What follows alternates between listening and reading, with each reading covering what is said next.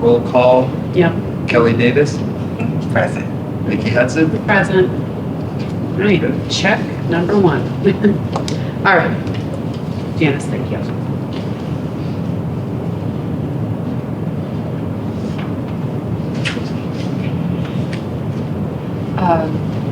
This is a long update, although we're not doing AGs for the time being, so that's good.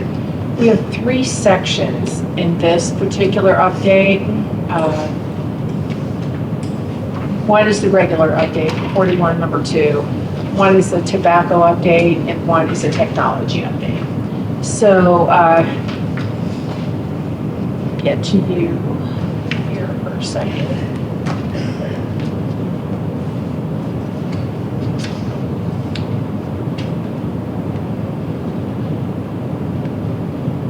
So Randy, you're projecting, correct? Yes, I have copies of what they have. Okay. I have 131.1. Is that where you want to start? Yeah, that's, Well, okay. unless you want to go back. Can we start at the tobacco policies? They're the quickest, if you don't mind. Now, did she mark them up in, what? Yeah, you have Help me? copies. You have Okay. copies of how you see them. And that's what looks great. Say it one more time, Randy, I'm sorry. So what's on the screen? Is what's on here. There. So, Okay. Yeah. Great. I just need to see where she put them, just a Yeah. second here too.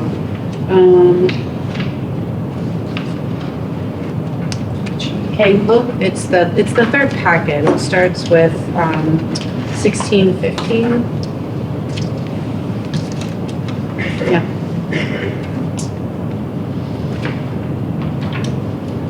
I said these are the quickest and easiest. Okay, So they'll that's go fine. in about 10 minutes.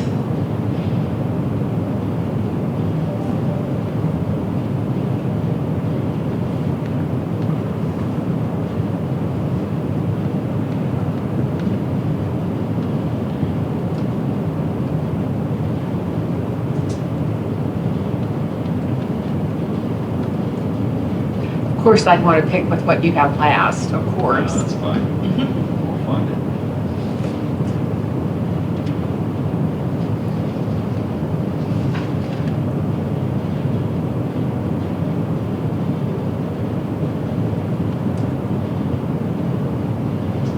Right there. Yes. Okay, I just want to point out to you that 1615, 3215, 4215 should all, actually all of them should be reflective of one another, but 1615, 3215, and 4215 deal with employees, administrators, certificated and classified personnel. So if you look at 1615, the others should be reflective, but I'll check to see. I want you to know, well, let me tell you why these were changed. There's some method to the madness behind it. You know, the health department looks at district's board policies and they give you an A, B, C, D, F rating from their perspective. Our policies were fine. They were vetted by our legal counsel before, but in an effort to work collaboratively with the health department, my boss, Pat Corbett, met with the health department, the Ohio Health Department, and they kind of massaged our policy somewhat to make them happy, but also to expand the definitions of tobacco, which include vaping, and more vapes. They even put on here hookah pipes and everything that you could possibly think of as a definition of tobacco. So, and notice we changed the title of the policy that went from use of tobacco by administrators, so we were hoping they weren't using it, but tobacco use prevention. So we changed the titles. So for the most part, what you checked, of course you don't want anyone to use tobacco or any kind of vaping products 24 hours a day, 7 days a week, on school grounds, athletic facilities, at any school-related event. Now, here I want to ask you a question. Okay. There's also checked on or off board premises. So does this mean that you want to keep track of administrators? And I'm assuming it'd be a school-related event, but do you want to keep on and off board premises? I think that's always been on there because if we were to hold an event at another school district or hold an event At a venue like or something? venue, Okay, that's- all right. Okay. Advertising, of course, you can't advertise tobacco products and you can't give out promotional items, like you can't give out samples of Nicks. You can't do that. Maybe some kids would. Now, on the education and training, most of my clients did not pick that selection because it was so specific. Yeah, tobacco. Yeah. So this doesn't mean you wouldn't, or that you wouldn't maybe refer an employee to your EAP or something like that, but nobody chose that, to be perfectly honest.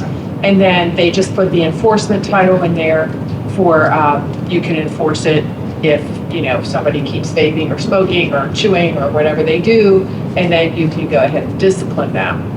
So that should be reflective of 1615, 3215, and 4215. So Randy, is there something listed in the collective bargaining agreement about tobacco use?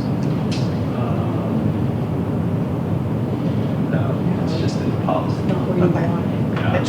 That's just what Yeah, it says. especially with administrators, there would be nothing. Yeah, sometimes in collective bargaining agreements, they have smoking areas set aside. They've been there since like 1957, and to get that language out. But So per Kelly's comment, though, we should just strike the, in accordance with policies of the board instead of with the applicable collective bargaining agreement.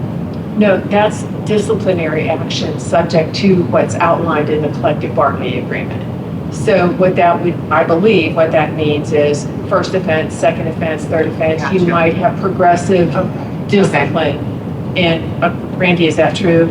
Not teachers, but it's classified. Yes. So we'll leave that at that. So I would leave that Okay. in. So If I were you. 16, 15, we're okay. 16, 15, 32, 15, and 42, 15. Great. Okay? I told you these would go faster. Okay? If you want to look in 5512, that's the next one for students. Which is reflective of, Kind of, yes. Kind of. The definitions are the same. Then 24. That's the next one, sorry. It's okay. I just didn't pull it over my Randy, computer. what is wrong with you, Randy? You're off the mark Job today. dependent, tracing. she might want you to repeat that, and so it's recorded and it's said really loud. I'm just kidding. Yes.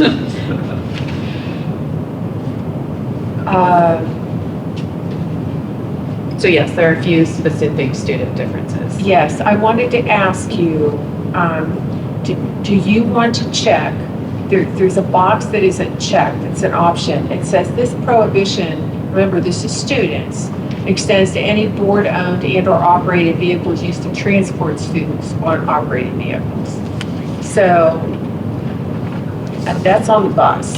Yeah. Or a charter bus on a trip. Yeah. Yeah, I would, if it were me, I would check that. Yeah. But there might be a reason why you guys don't have it checked. Nope. Okay? There's advertising and promotion, again, and notices, and most people did what you did not select any of the notices. They just said signage will be posted throughout the school district because that international no smoking insignia, you don't know if it's on every bus or every delivery truck that you have or every maintenance truck or anything like that. So, and if you put that in board policy saying you will display it, then you're gonna have to make sure it is, and they turn over, you buy new buses and that kind of thing. So announcements being made in home football game, or I'm sorry, home athletic events. About half of my clients chose that, the other half didn't. Because if the signage is there, that's typically enough. And then school programs will include a written reminder. You know what, sometimes boosters do those programs, not here maybe necessarily, but sometimes there are other organizations who do that. You can't guarantee that they would put that in there. So the signage, I believe, is enough. Brady, do we have some, I mean, you know how you walk in the building and you're like, oh, what sign is there? Are there? Yeah, we have some sticker, I can picture these white stickers that are on some of the glass doors. We have white signs in some of the, like, bus pickup places and things to remind people before they go to the building, but to Janice's point, It's not everywhere. It's not Yeah, everywhere. yeah, okay. I was just wondering. I would say that we probably haven't added a whole lot of signs since naming's become a big deal. And that's what we feel in the football games and stuff. It isn't people lighting a cigarette. It's more than people. I just want to now, when you, like, when you're leaving your attenders in the bathroom in the high school. Yeah. There's Stuff that up, signage that signage up, yeah. Then in educational programming, you know what, you do have tobacco prevention education already in your health classes. Nobody chose and shall be evidence-based, age-appropriate, culturally responsive. How can that be evidence-based? I don't know. I mean, the only thing you could say is, well, we teach it in every class or every health class. So nobody selected that option. And I then, don't think that's what that means. Evidence-based means that the education itself is evidence-based, meaning that what you're teaching is, okay. it just depends on how it's taught.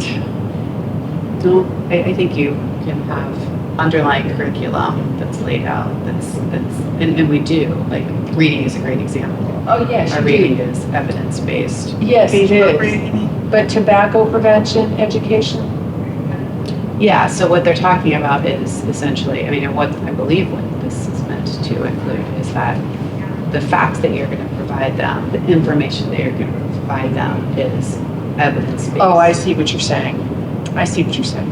I was thinking more like assessment Yeah. to be evidence-based. I see what you're saying.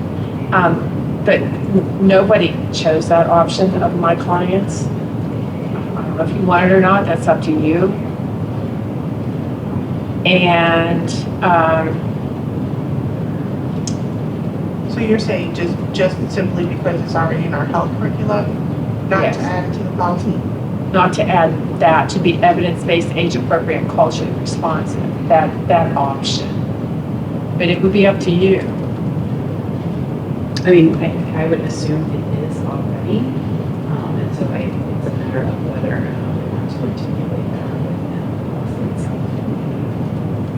So if we want to look at like comparable curriculum that's laid out in or referenced or required via policy, do we go so far as to specify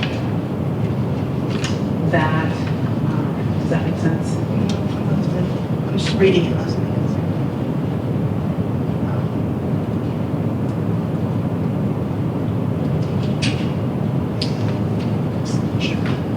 I know this won't be quick, it just, what am I thinking? Like, I'd rather have something in than not.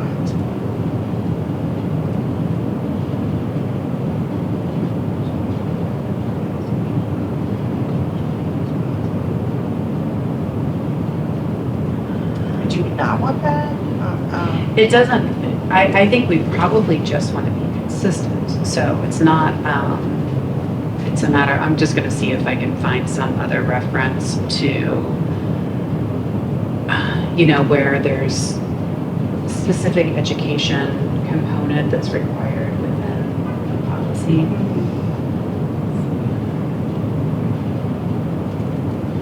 I mean, shall be, doesn't mean like has to be, required to be.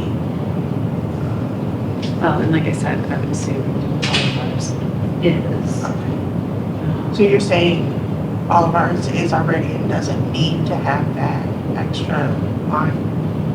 Or is already, and so we might as well.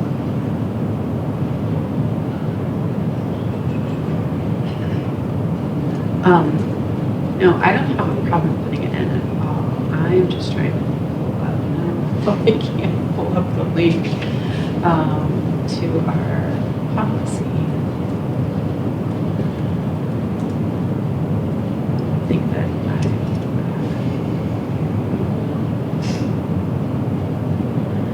I keep getting this page is programmed. That's what it's happening. That's not good.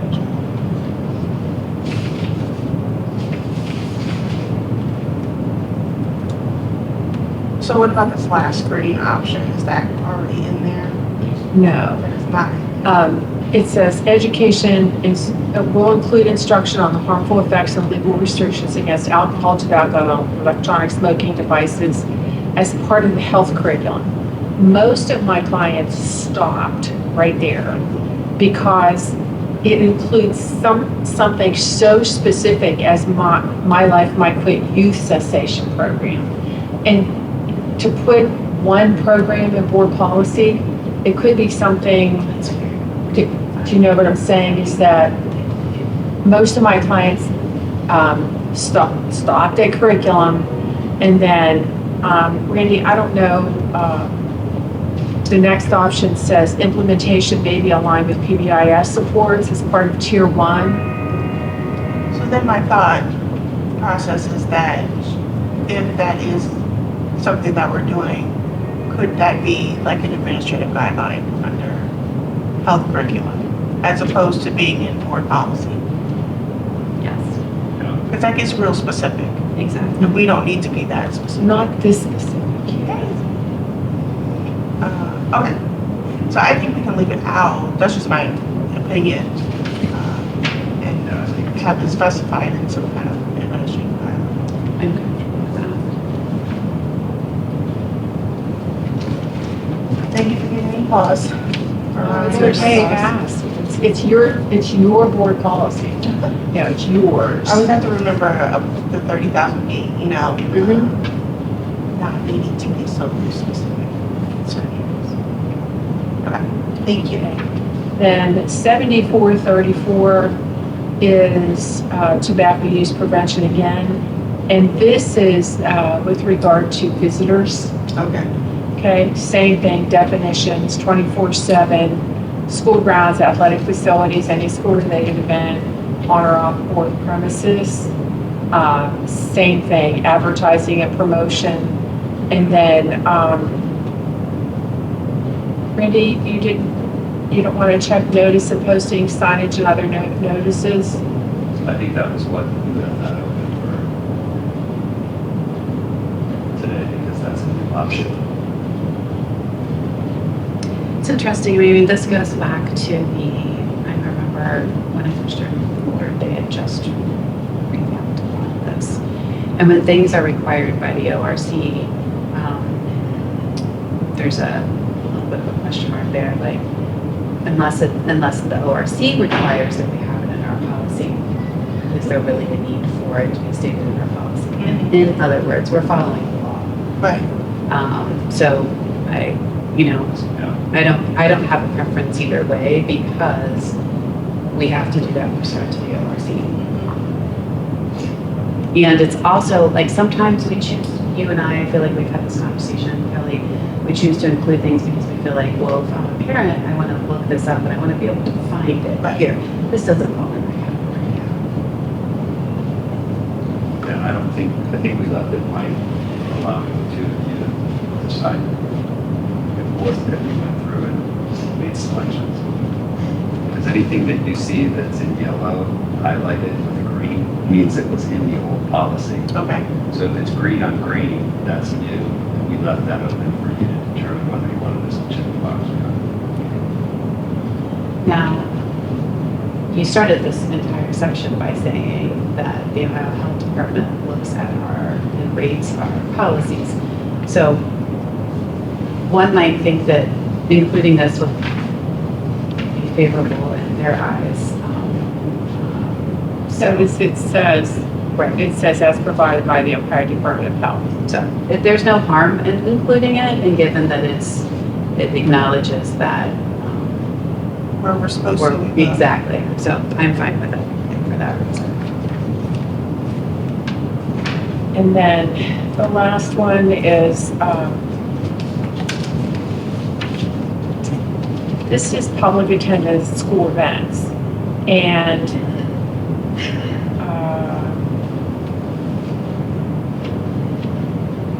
no alcoholic beverages, which you already have. Do you have raffles and similar forms of fundraising?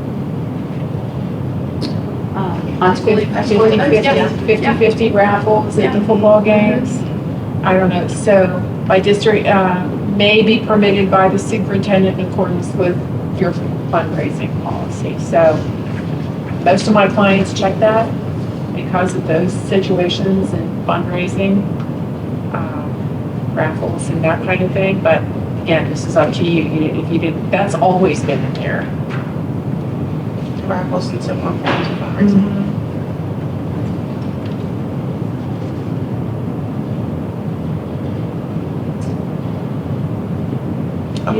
Usually at the football games, are 50/50 raffles are by the football boosters. Yeah, I mean, sometimes they're not football games, sometimes they're, events in Right. elementary schools and whatnot. I feel like where's the raffle reference? I didn't see that Right under before. the two. So it's not highlighted, Vicki. There are 2 X's, 3 X's there, and then there's a parentheses. 60. Oh, there we go. Thank you. Okay. I don't understand what's that have to do with that? It doesn't. It's public attendance at school events. So this is a more all-encompassing policy. The tobacco piece is toward the middle. Even though it's labeled tobacco. It's in there because it's in that folder because when you have public attendance at school events, you can't drink. So if PTA were to have a casino night, that's what this look like. Could be.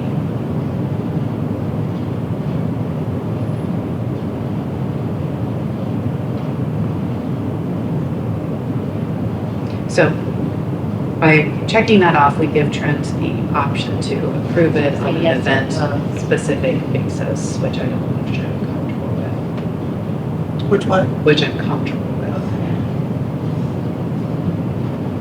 I was just trying to think of different events that happen with special interest groups, like just the activity club at Kilbourne, for example. But you know what I mean? Like they do fundraising. Yeah, I could see a food truck event or something like that.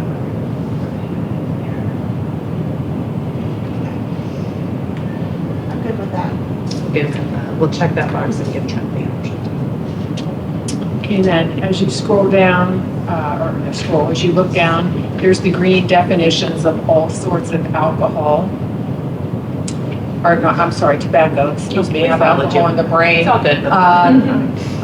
School grounds at any school-sponsored event.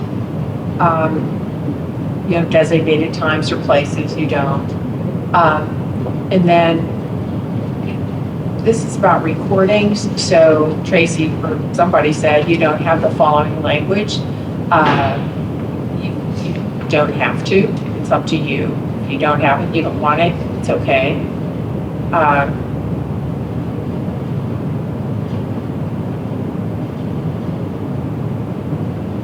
think parents do this all the time. Mhm. Yes, I do. And it's not at the level that's ever going to reach someone taking action.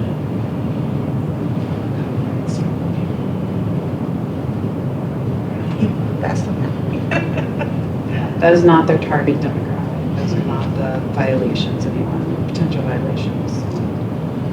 Recording their student.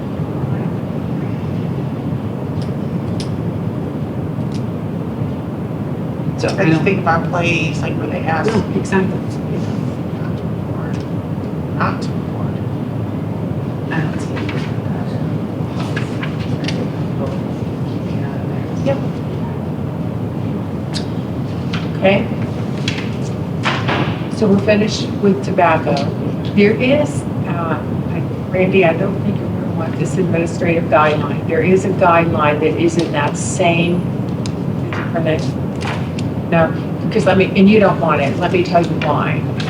Nobody took it. And because it lays out the discipline for students who are caught vaping or smoking. It's very specific. So the health department shouldn't be telling you all, principals, how to discipline students if they're vaping or smoking. That should be a local decision. Yeah. And so nobody took that. So that's why you don't even think about it, okay? Alrighty. Yeah, I really thought that was kind of stepping over the line a little bit with the health department. I get about the smoking and vaping and how it's pretty serious. Okay, so let me make some notes here.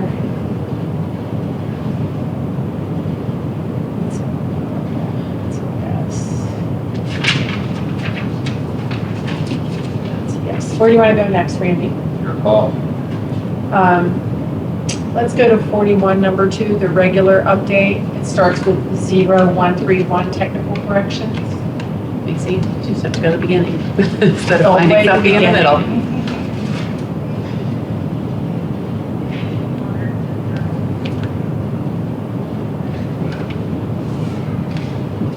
There you go. Let me find it now. Okay.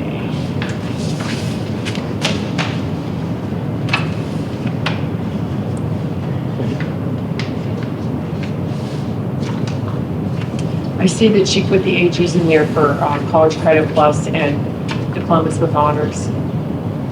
Or did she take? Yes. Yes. We'll look at those. Yes. Okay, we'll look at those in a minute. Let's start with 0131. This is a pretty simple one, and you can decide whether you want it or not. Most of my clients took it. Do you typically have 2 reads on a policy here? Okay.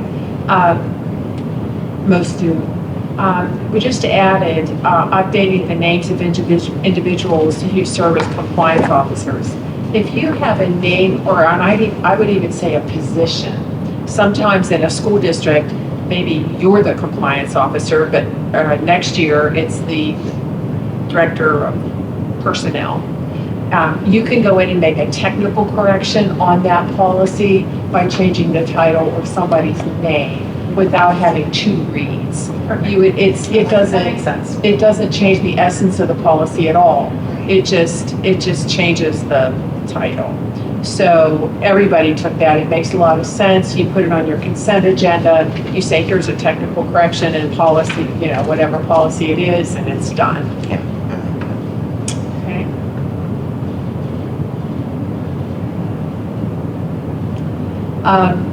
This is actually not a policy that's required. It's 2114. Are you on 2114? I have the paper, not on the screen. Sorry.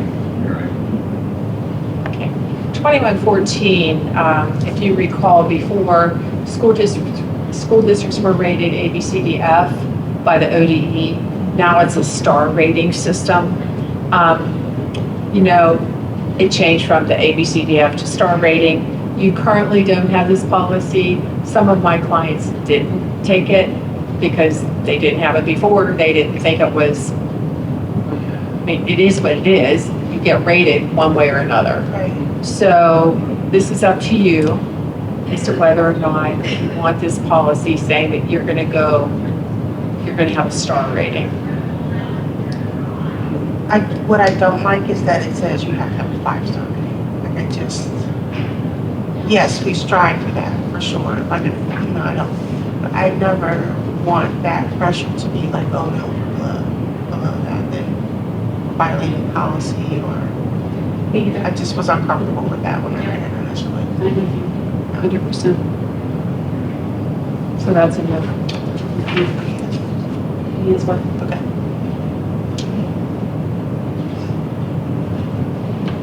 College Credit Plus, 2271. Some of them are just semantic changes in it. Instead of she, he, we made it more gender neutral with the student same student. If that's an issue, you don't have to change it. Some I'd school rather districts change it, yeah. Okay. Some districts are very much opposed to that, and the option. Not one of those. Okay, well, I just want to give you, because I've gotten both sides, okay? Yeah, sure. I just wanted to tell you that. So, the biggest change in this particular, because you had all the yellow, right, Randy? Okay. So the biggest change is children of military families who are enrolled in College Credit Plus.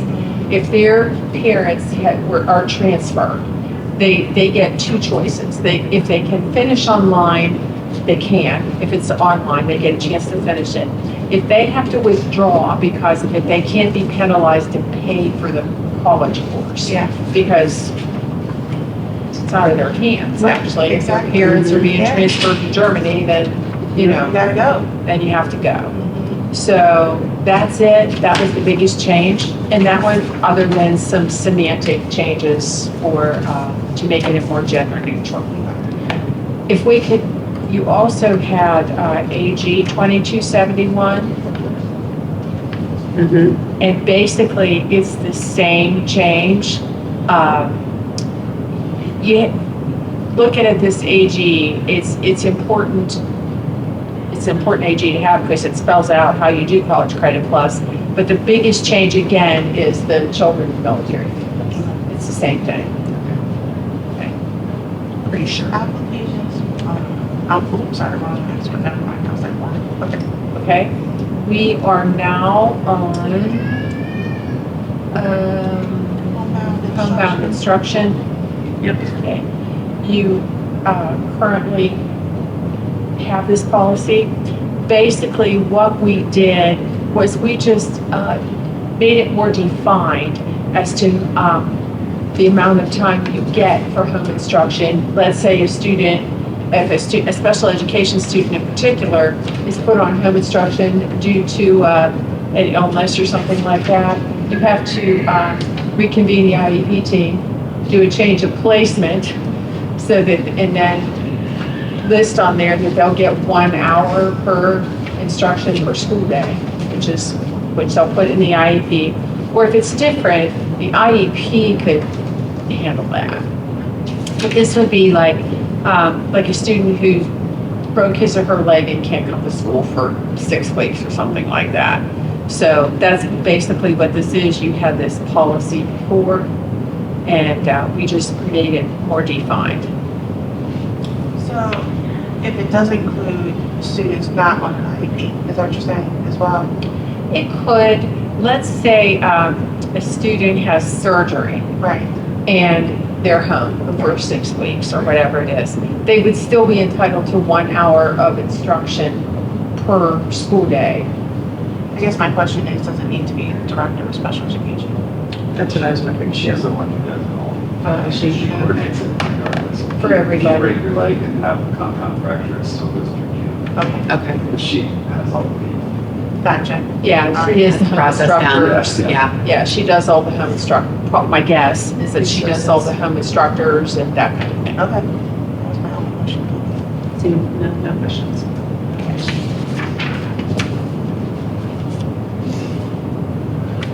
Okay. Let's see. All right, you had two policies before, 312009 and 412009. And I don't know why they were in those sections, because it appears as if volunteers could only be certificated or classified personnel, which doesn't make any sense to me at all. So I guess when our attorneys looked at this again, they said, doesn't make any sense. So, Removing them. yeah, 312009 and 4129 do have to be put on the board agenda to be rescinded, Okay. okay? Because you have them, so you have to rescind them. And then I'm going to ask you to flip, since we're on it, and it's at the end of your, probably toward the end. 81 to, are we doing It's, to 20? 8120, which is volunteers. Yeah. Now, the reason why we did this is because you guys did this all the time anyway. If you had a volunteer coach for an Ohio high school athletic sanctioned sport, and they were a volunteer. My best guess is they had to have a pupil activity permit, had to be approved by the board. Okay. But to make it, but this is Worthington, it doesn't always happen in other school districts. They go, oh, Mr. Jones, he's been around the football program for 22 years, he's good. I'm serious. It happens all the time. It happens all the time. He's a nice guy, he's been around, or Miss Jones, whichever way you want to look at it. So volunteer for athletic activities for an Ohio high school sanctioned sport, which is the large green paragraph. And the volunteers will be subjected, of course, to a background check and take the courses as may be required by the ODE for that pupil activity permit. I guess the question here, if you have a volunteer coach, are you going to pay? Is that coach going to earn the pupil activity permit at the board's expense or at the volunteer's expense? It's always been volunteers. Volunteer's expense, okay. So we might check that. Thanks for that. Okay.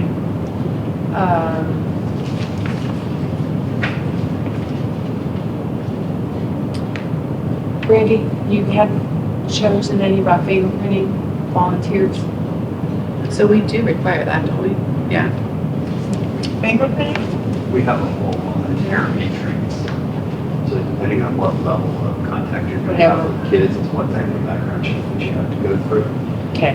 Obviously, if you're coaching a sport, that would be the highest level of background check that you could be one of these. But because it's a matrix, would we sort of choose one since we don't require it at every single level, or is this one sports? This is not sports specific, right? Okay, will you look at right above, choose option 1 or option 2, the sentence that's there? Oh, thank you. Now I see it. It says, furthermore, the superintendent shall inform all volunteers who work unsupervised with children on a regular basis. So I would imagine that's the highest. I would hope that that would require. and I Well, then I don't know. I mean, because I think about, we don't have the same reading programs we did when my kids were in elementary, but I think about someone sitting in a hallway with a kid helping them read. Would that fall into unsupervised on a regular basis if they're doing it on a weekly basis, right? If you were going to volunteer for a class party, that could be done with your driver's license number and no fingerprints. But if you're going to the zoo and you're going to have a group of 4 kids that you're going to supervise all day, then you have to do the full BCI, FBI background check. What about like mentors? We have mentors that come to the school. I mean, students are meeting Full. in the principal's office. So that seems to me that option 2 then is applicable because we're talking about those situations where volunteers are unsupervised with children on a regular basis. they will have to, Yes, so it's the will, not yeah, they will. may. And is that, Randy, is that the board's expense? Okay.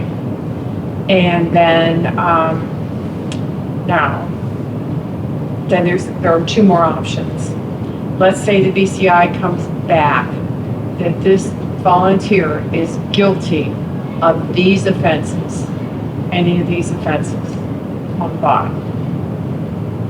So, will you, the district, inform the volunteer that they're no longer, the board is no longer interested in maintaining volunteer service, and you may want to stop there, or that the volunteer will be assigned to duties for which they will not work unsupervised with children. You don't want the next one. I don't think that they're going to be notifying parents of the school that the offense is listed below, and that you're going to notify the parents that, well, maybe. I want to just look at what's in there and I'll explain Kelly why. We're looking at if criminal record check indicates that a volunteer has been convicted of Of one of these crimes on the bottom, murder, felonious assault, There is one here that says placing harmful objects or adulterating food or confection. That'd be like date rape, drugs. So the offenses that are listed are the same ones that are in ORC 109. Okay, very good. Okay.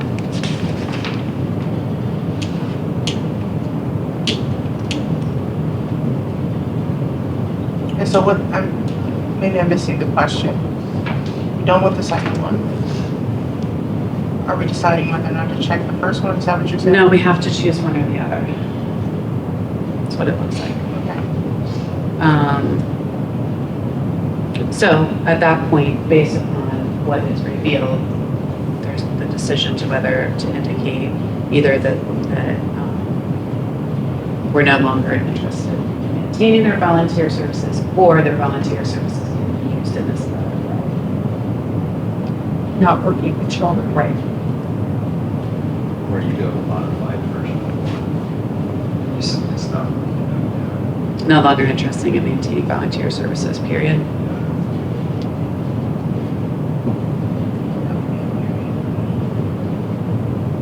It's tough because that's a broad menu of things down there. So it is, and I'm going to tell you right here, this is the whole reason why I asked, is it includes abortion without informed consent. So I do not want to, I mean, to me, and I'm having a problem saying this out loud at all, that is not the same, it's offensive that it's in the same or same list as domestic violence,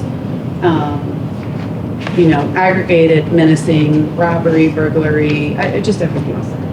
So I would be inclined to not strike that language and that we would evaluate what it was and determine. And just don't list the offenses. Just list, if the records check indicates that a volunteer has been convicted or pleaded guilty any of these offenses, of any offenses listed in revised code 109-572,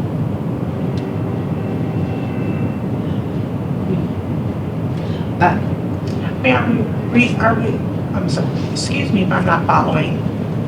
Are we looking, I'm looking, it says option 2, then it says note, end of options, right? And then it says if a criminal records check.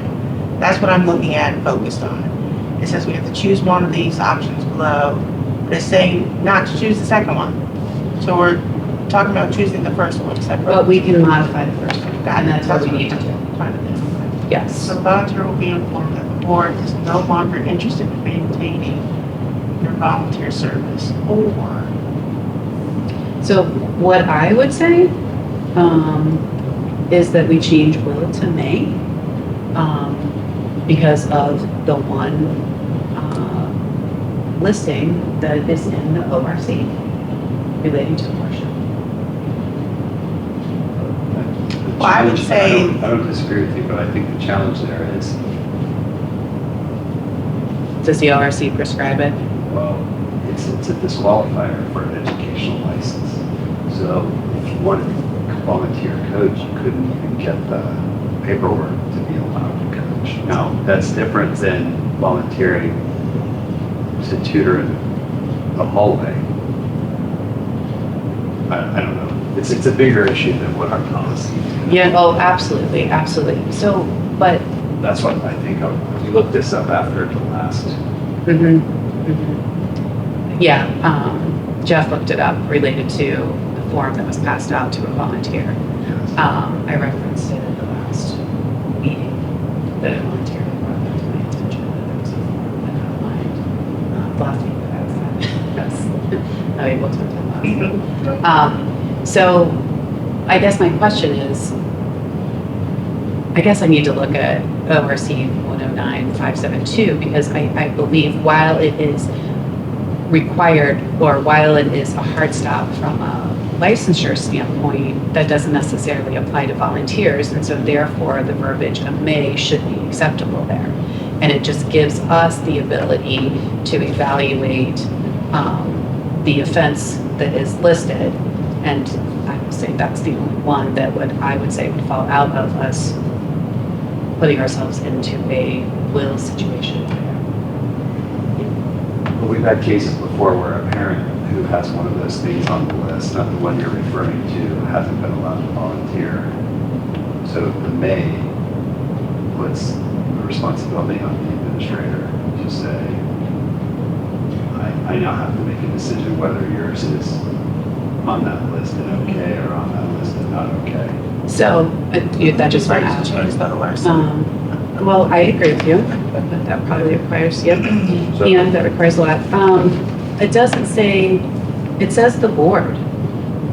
Yeah, but the reality is that the recommendation to the board is coming from an administrator. Maybe we get there through administrative guidelines. The May on the policy. So we do May on the policy, and then we outline in guidelines that all but that one. Absolutely, yeah, that's within our power. Yeah, if I mean, we could define it by 2 days. So that empowers the administration to be able to point to something that lays it out very clearly. So, I guess part of me just wants to change it completely. Like the volunteer will be informed. Will be informed. I mean, I do think there needs to be a conversation. Or when the volunteer signs up, do they acknowledge if they have or have not been convicted of these things?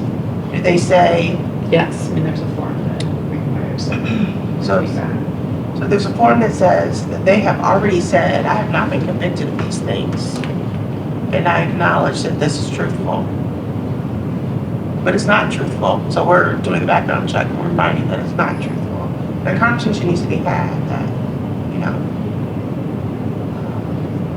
I guess for me, it would be more than just, I'm going to you to say, sorry, your services are no longer required or needed here, whether or not they're with or without students. Yeah, I think this, and I agree with you, I think this is just outlining like expectations as to whether or not their application is going to go forward or it's going to go forward in a modified form. So absolutely. From a human standpoint, we as a district should conduct ourselves in the manner that you just described.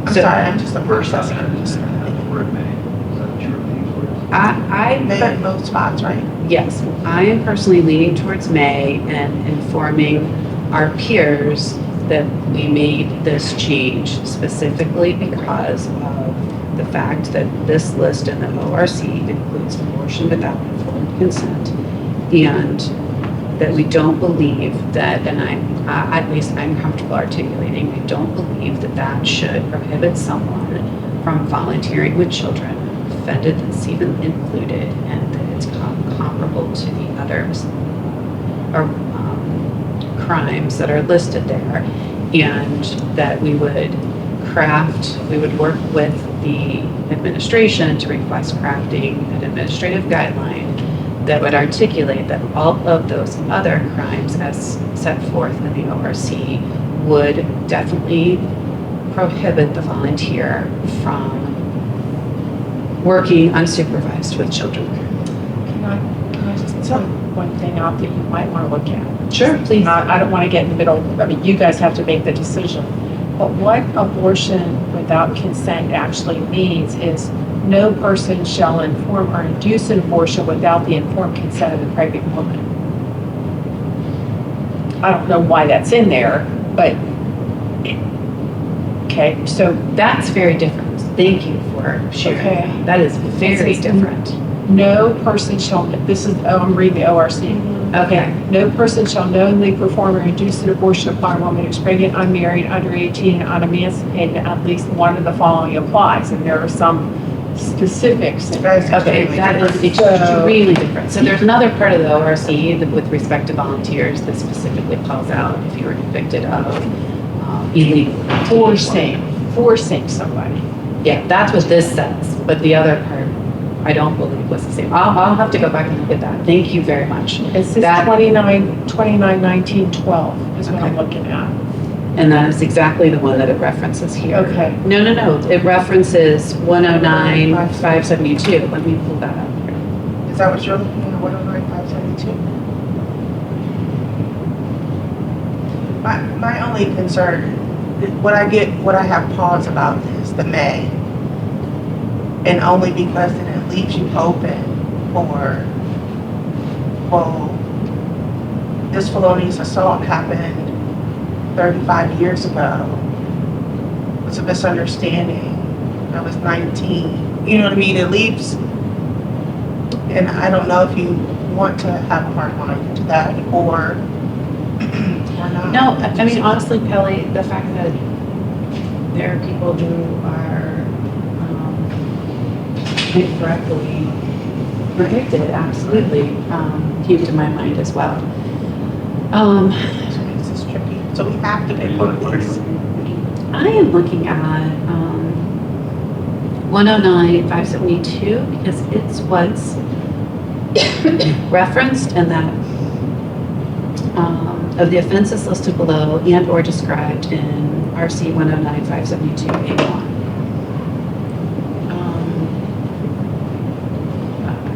I thought that's what I was looking at. 109. So, but then at the bottom it says the offenses, like no person is to be accepted or maintained as a volunteer if they have been convicted of any of the following. So that takes away the may to me. If you put those two together, that takes away the may. Say that again, Kelly. I apologize. I No, was it's okay. looking at this. Go ahead. No, you're fine. Under the offenses here, it says no person shall be accepted or maintained as a volunteer if they have been convicted of one of the following. So that takes the may out of it. That's a blatant statement. And no person shall be able to volunteer. And that, to me, shows in any capacity, even if it's with Without children. Yeah. no, you're totally right. So I mean, I think this is. that's a little inconsistent. Yep, and I think this is ORC driven.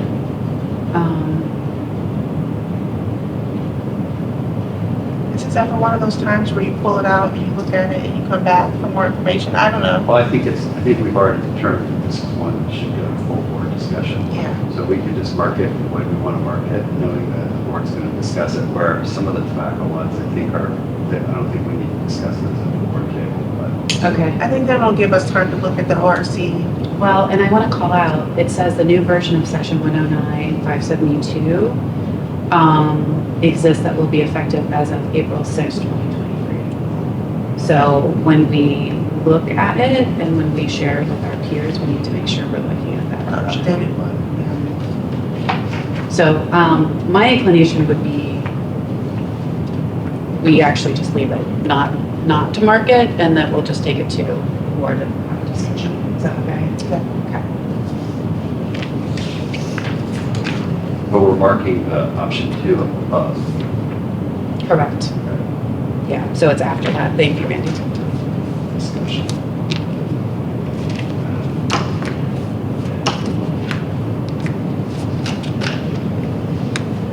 That input about the language is really helpful. Yes, thank you. What, we, see again which I one you were forget. looking at? I forget.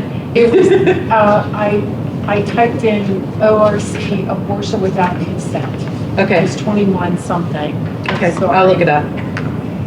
It actually defined it. Thank you. You see what I'm saying here? Yeah. So that's why it's on the list.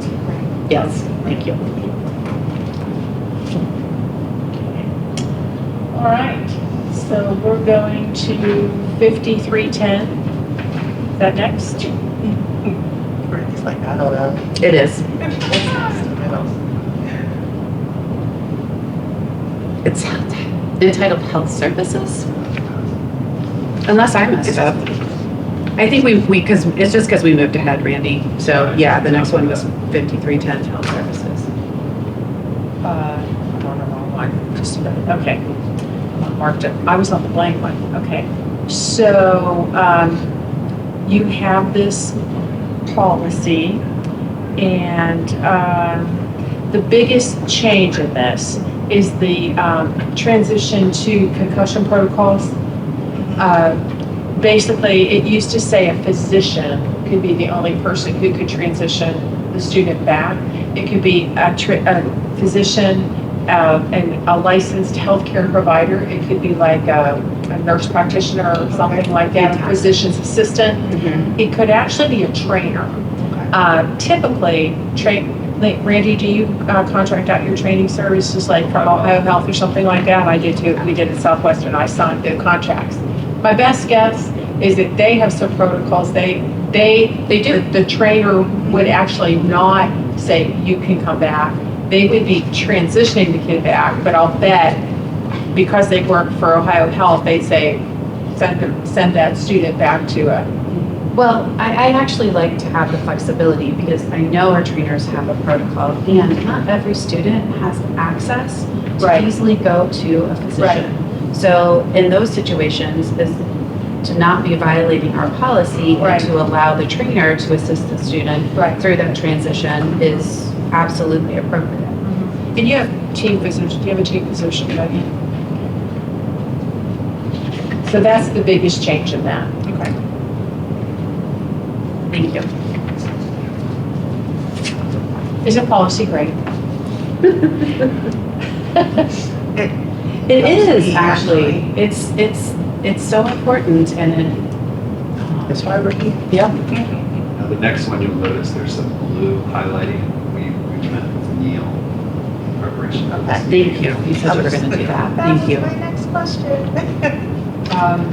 Basically, what we did with this, we cleaned it up so that there were some old standards back from COVID.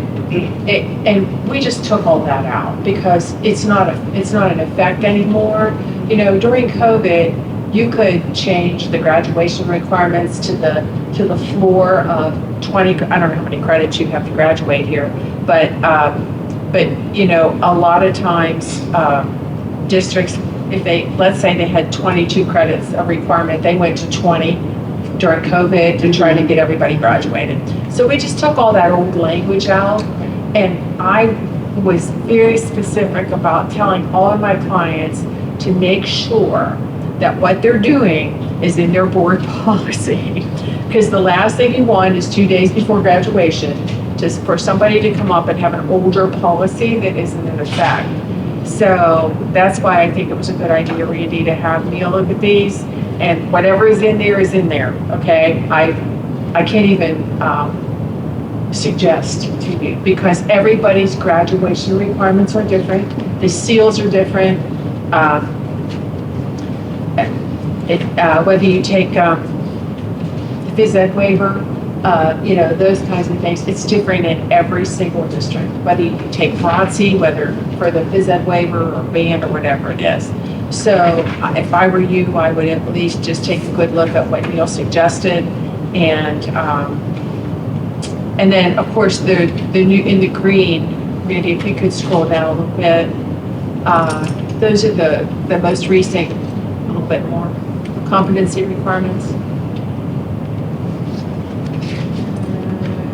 Right there, yeah. The competency requirements, you know, that you have to pass Algebra 1 and English 2. There are workarounds for that, to give remediation.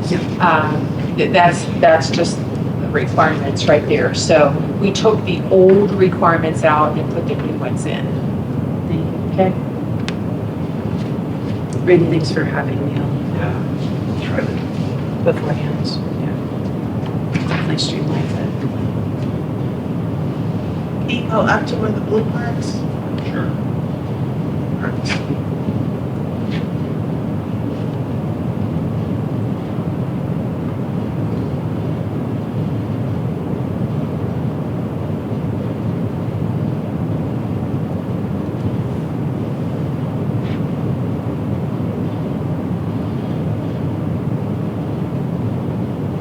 This is for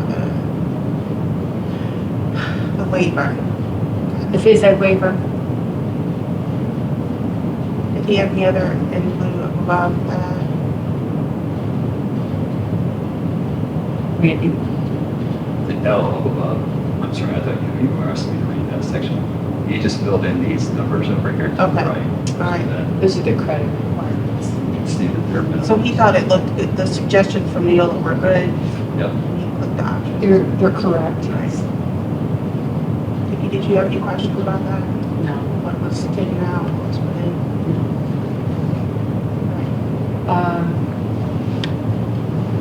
There are two AGs that you included. It's 5460A and you didn't do anything with this reading? Okay. Diploma with honors is very prescribed. It was updated, so I'm sure you guys are on it. It's very prescribed. And credit flex is also very prescribed. So it's already there. Righty. 5610, policy 5610 is removal, suspension, expulsion, and permanent exclusion of students. Again, we made the semantics, we fixed up the semantics. The only thing that we actually removed from this, if you scroll down to the pink, Scroll down to, right there. This was a drafting note that we put in there about 3 years ago. And if you recall, 3 years ago, the law changed on the number of students you could suspend or expel in grades K through 3. And it kind of rolled in, like the first year you could only suspend or expel 50%, and then 30%, and 20%, and none, except the exceptions for that are right underneath that. And if you could scroll up or scroll down a little bit, yeah, A, B, C, D, those are the 4 reasons that you could suspend or expel K through 3 student. okay. And that would be bringing a knife or firearm capable of causing bodily injury. That would be an act that would be an offense committed by an adult. Think of like arson, that kind of thing. They make a bomb threat, or they actually cause or could cause serious bodily injury to others. Those are the only 4 reasons, not because they're frequent flyers to the principal's office or they're throwing a temper tantrum in the hallway. Okay. Randy, did you also have Neil look at this? No. Just because I know he, okay. Yeah, I don't think there were any questions, so. These are just obvious. This is law.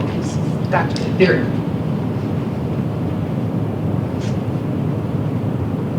What was that? No, we're good. Oh, You good? that was you. Okay. I started to, but I can. Is this next one the one that TJ emailed us all about? Federal grants and funds. I think so. I was just. There was only one minor change in this.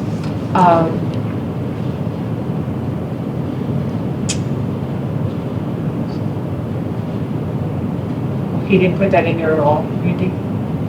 No, TJ emailed.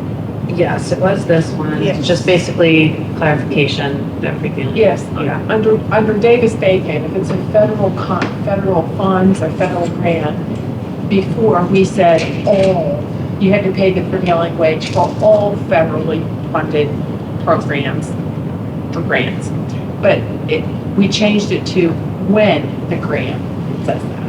So Makes sense. most of them do anyway, you pay the prevailing wage, but that was the biggest change. So I don't know what he said. He said No, he it's said fine. it's fine. Yeah, okay. I just want to make sure. Okay, you did the next 2. We did volunteers. Okay, this one always brings about a lot of discussion. Animals on school property. Let me point out what the changes are. You think about it and whatever you want to do, because I'll tell you what, it's all over the board. Except, I'm sorry. So we have therapy dog? Yeah. Most do, many do. You know what? I was in Tecumseh Local, like a small school district. It's northwest of Springfield. They have 5 therapy dogs. It's a very small district. They have one in each one of their buildings. Okay, but I wanted to point out to you, and you may already know this, the difference between a service animal, an emotional support animal, and a therapy dog. And a service animal you have to accommodate. You have to accommodate students for service animals under ADA. Okay, but an emotional support animal, there's a definition there. So a student brings a prescription from their pediatrician saying that the student has to bring their emotional support kitten to school with them. You, as a district, do not have to allow that student to bring an emotional support animal unless it's part of a 504 IEP. Now, you can choose to do it if you want to. You can choose, but you don't have to unless it's included in their IEP. A therapy dog, they are trained. They have all their immunizations. That's kind of the definition of, provide comfort, affection. And there's an organization called PAWS, P-A-W-S, that trains therapy dogs.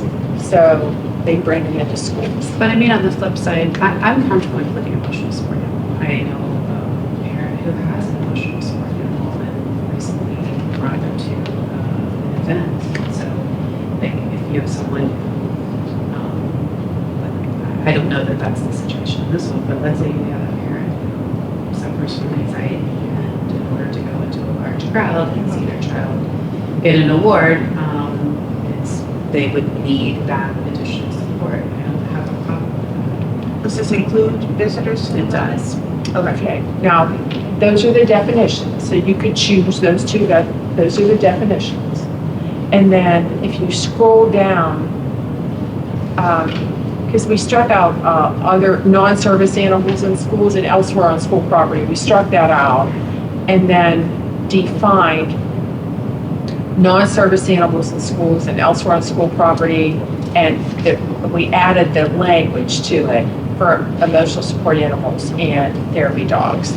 So animals that are part of the curriculum, like if your biology teacher has a boa constrictor in his or her classroom, it has to be just kept clean, safe, approved, that kind of thing. Now, we go down here and it says emotional support animals for students. So you decide whether you want this language in here, and it's totally up to you. And then there's also language for therapy dogs. So we put these options in here for you to consider. And I mean, the definitions up top are okay, but whether you want these in your, to be able to have students bring emotional support animals to school is up to you. But these are specifically student focused versus what, like the example that I just shared, where you've got a parent attending an award ceremony and whatnot. That's why I was asking. Yeah, absolutely. But you could still Do leave you the have another definition. policy on that? I think we do somewhere. You do? Well, I thought we had 2 different policies. We had policies for like classroom animals, and then we had policies on what needs to happen if you bring your service dog into school, like a parent would bring. Are they all now under 8390? I believe so. Well, then there's such an option for There's allowing a whole certified service animals for therapy dogs students. on. And it's just The challenge that we have in our buildings with any As opposed to is knowing what type of allergies our students have and what type of vaccination or care that the animal that's coming on has had. So our principals are always putting in line. Sure. The more animals that come up, the more uncomfortable it gets for the principal. So I think we do have therapy dogs, but that's language is relatively easy because they have to go through all of these steps. And it's usually our employees that are bringing them. service animals are always trained. We don't deal with that. But when you get into other animals, it's going to get harder. So we just Like emotional support animals. yeah, but we don't deal with a lot of that. But we would just, I assume that this green section that says non-service animals in schools, that would apply to emotional, so they would have to meet a,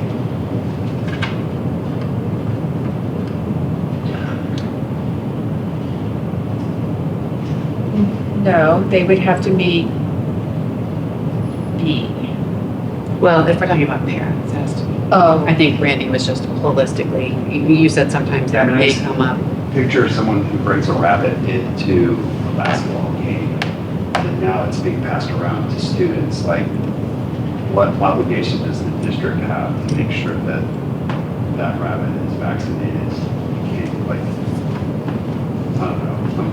No, that's a great example. So let's say that- Yep, totally. So let's use that example and read this section, considering what would this,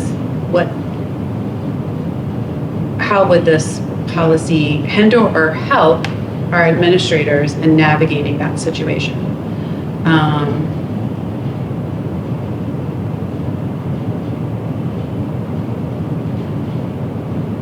Is this for the So- non-service animals in schools and elsewhere on district property? Is that what you're talking about? Yes.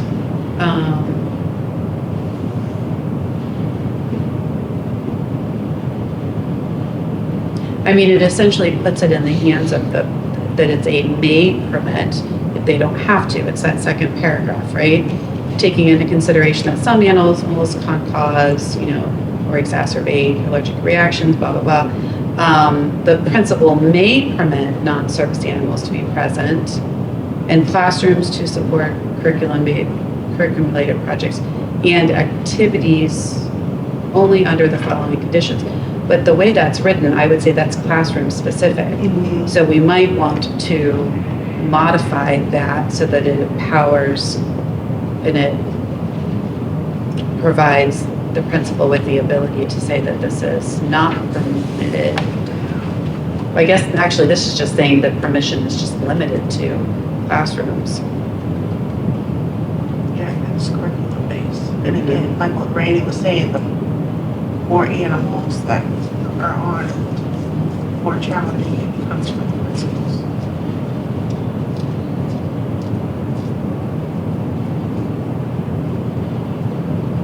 I think about me being extremely allergic to cats, but also understanding and witnessing like the impact that animals have on people and needing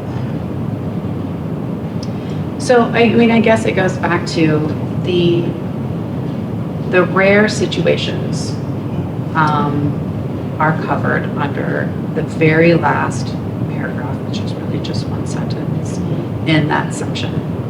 Except where required by law, the presence of a non-service animal shall be disallowed if documented health concerns of a student or staff member can be accommodated.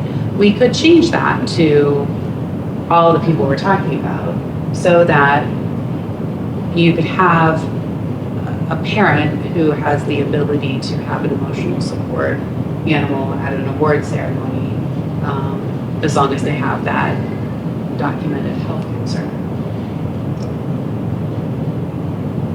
Because I assume that is stemming from something like anxiety or, right, there's going to be an underlying health concern that the emotion, why that emotional support is needed. So can't just walk in and says, this rabbit makes me feel better. Exactly.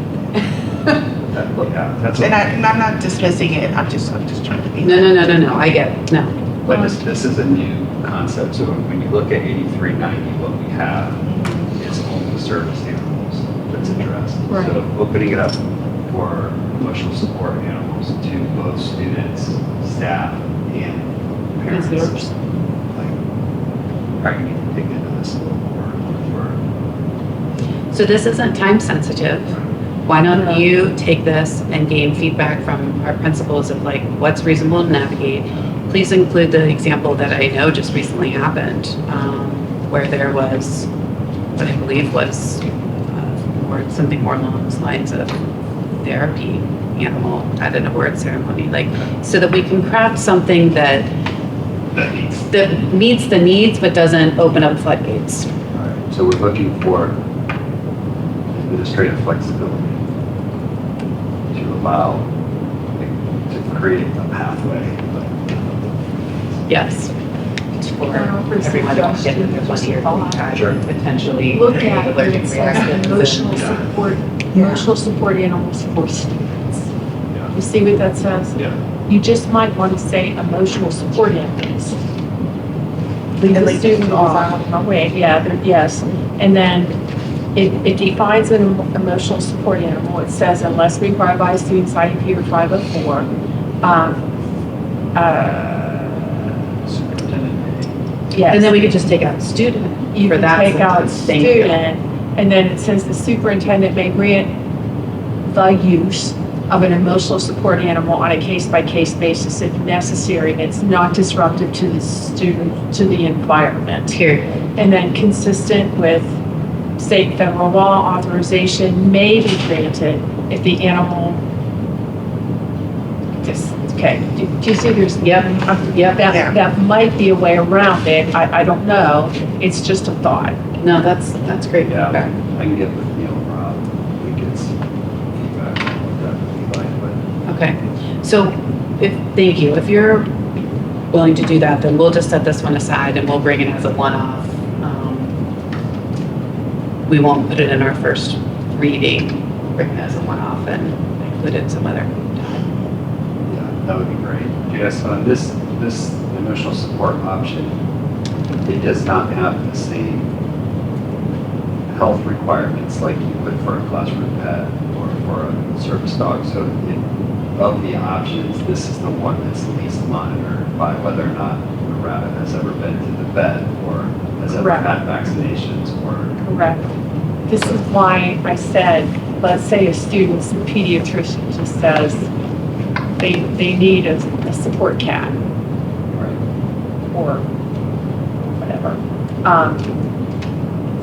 It doesn't say, now maybe you could impose some, if you choose to have a student bring an emotional support animal and it's not part of a 504 IEP, you may want to put some additional parameters around that and do the same thing as you do for the others, as long as it's, no one's allergic to it, it doesn't bite anybody.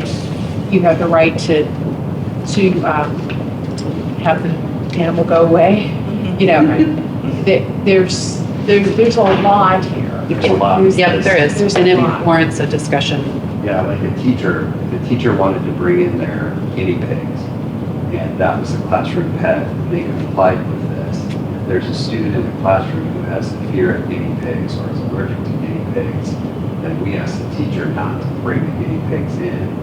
How would we handle that? If you have a student who said, I need this pet in order to feel comfortable in school, and you have kids in the classroom who say, I'm not comfortable, like, Yeah. that, I don't know, It's what do you think that is a dicey little bit? that this is, because again, there's nothing defined, like in an Well, if IEP it's in 504 the under 504, ADA. Yeah, that's what I said, it's undefined, and so, then do you have every third grader bringing different, than you have a menagerie? And I'm not saying, I'm not minimizing this. No, I'm just no, saying no, I that don't there care. are lots of things to consider. Lots of layers to that. There are. Okay, Very so I valuable. have, you will review. Okay. Do you mind if I take a minute and run to the restroom? I'm sorry. Just give me a second here, I'll be right back.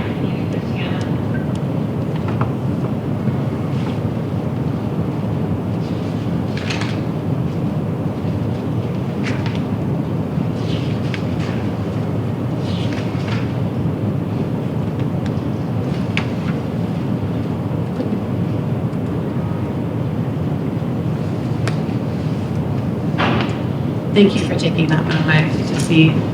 Yeah, that'll be, It'll be good. yeah, it'll be a good conversation. I mean, I think there are a lot of scenarios to look through, but it'll be a good conversation.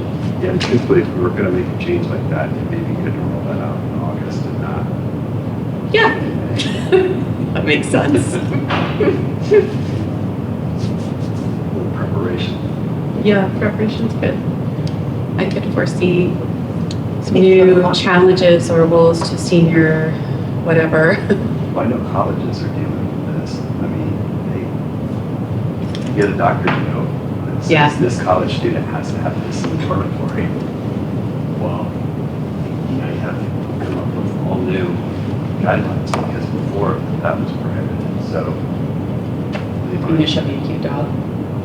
Oh my goodness. It's my dog nephew. Oh my goodness. My brother's dog, Graham. He got in trouble. There was in trouble. So cute. Rubbing through the garbage. Rummaging through the garbage. That's like, you know, nature lost and found. Good. Treasure hunting, that's what I was looking for. Yeah. Other people getting new puppies is the best. Yes. Not treating them. So the first policy, or taking to the full board, that's still a first, considered a first reading.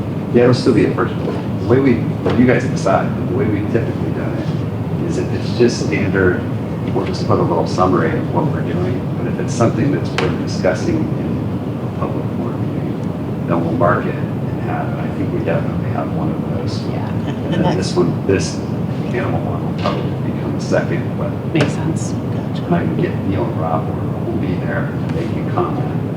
And we can talk about it. It's still counted as the first reading. We'll Okay. still make changes before the next meeting, but at least we're giving public notice that it could change. Gotcha.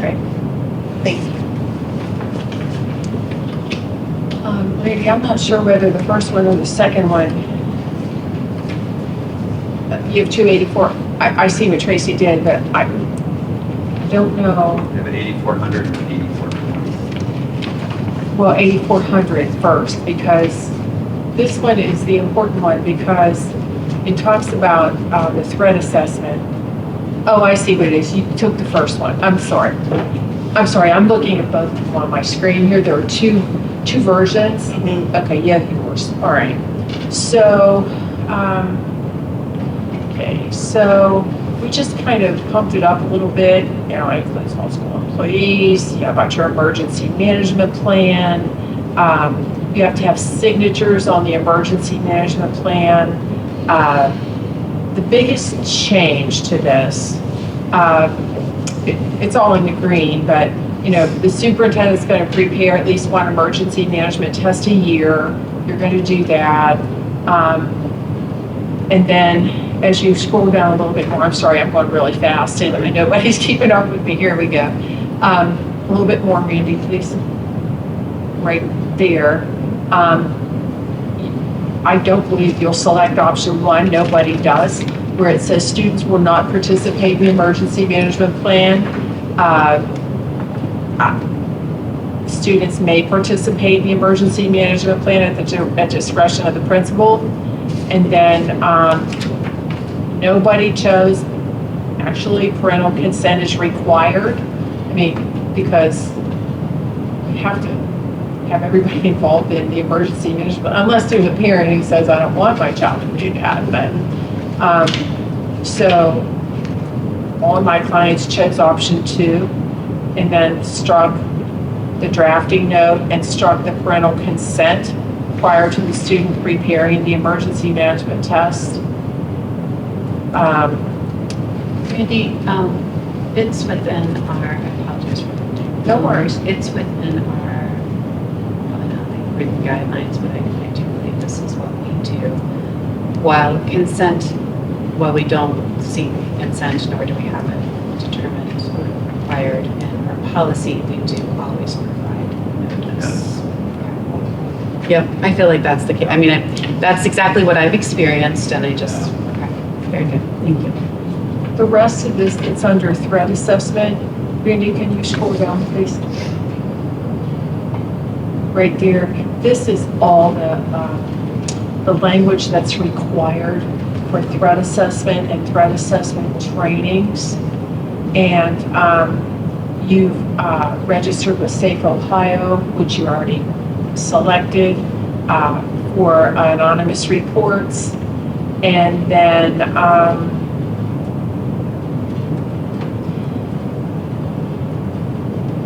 there is another option there, which none of my clients took. This doesn't mean you can't do this, but if you put it in board policy, you have to do it.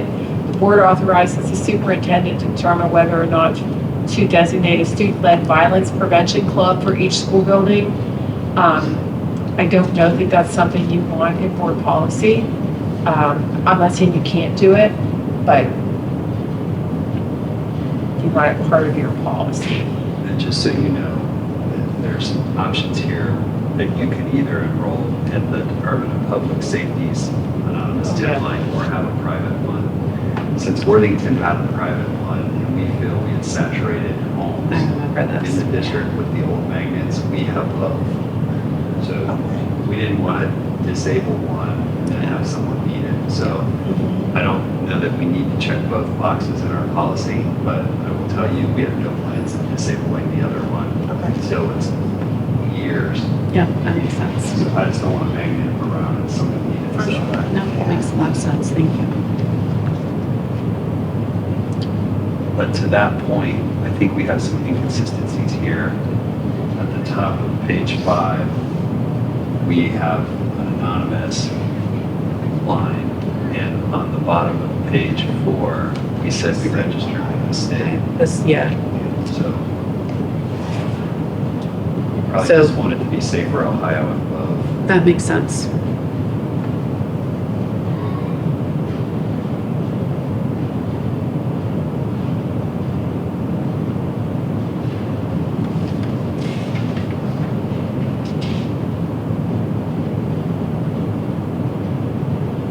So, Janice, I'm only sharing this to the extent that you guys are sharing this draft language with others, which I assume you are.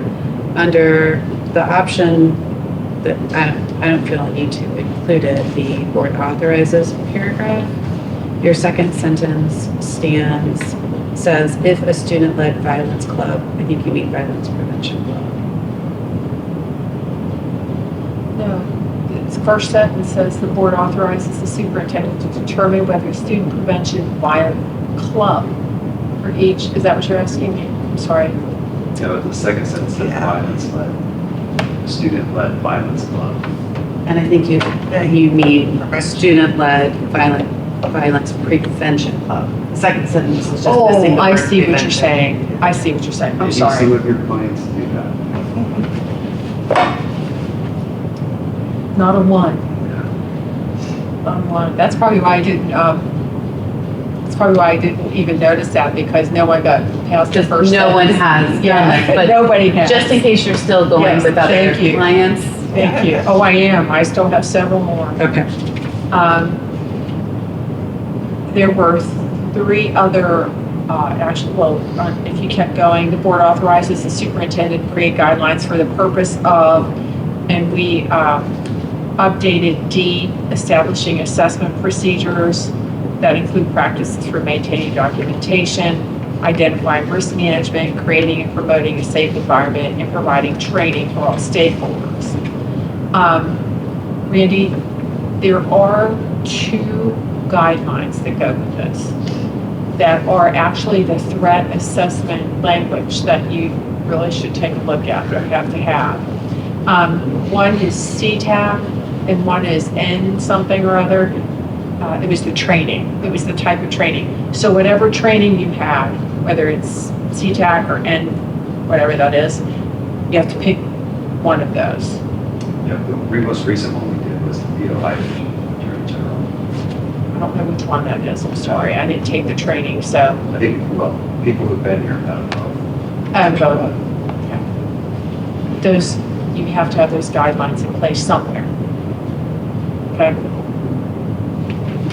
All right, so there you are for school safety.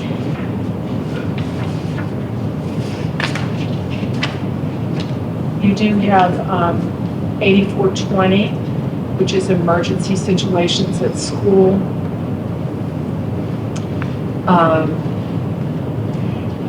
there is language in the middle of this thing that makes no sense. It actually comes straight out of ORC. If you look to the middle, there's an option that says the principal shall verify that the school building's doors and exits are unlocked during school hours. Well, that makes no sense. What it means is unlock from the inside so you can get out. Oh, So it says drafting note, the inclusion of this language is optional. You don't have to put it in there. And I have people who either changed it and said unlock from the inside or didn't take it at all because the ORC, the revised code states, in the case of schools, no principal or person in charge of the school shall willfully neglect to keep the doors and exits as such unlocked during school hours. This pertains to the doors and exits being locked from the inside, not the outside. So most people, well, they did one or the other. They said unlock from the inside or they didn't take the option at all.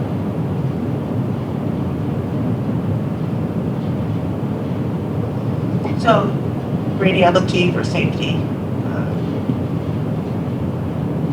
Yeah, I don't think it'll need it. I think it'll become confusing. You know that we have the monitor, someone leaves the door ajar, the secretary's computer locks up, and they go. So the doors are going to be locked, they're going to be secure at all times, or there's going to be an alert going off in the office. Okay. Put something in there about keeping the doors unlocked, I think.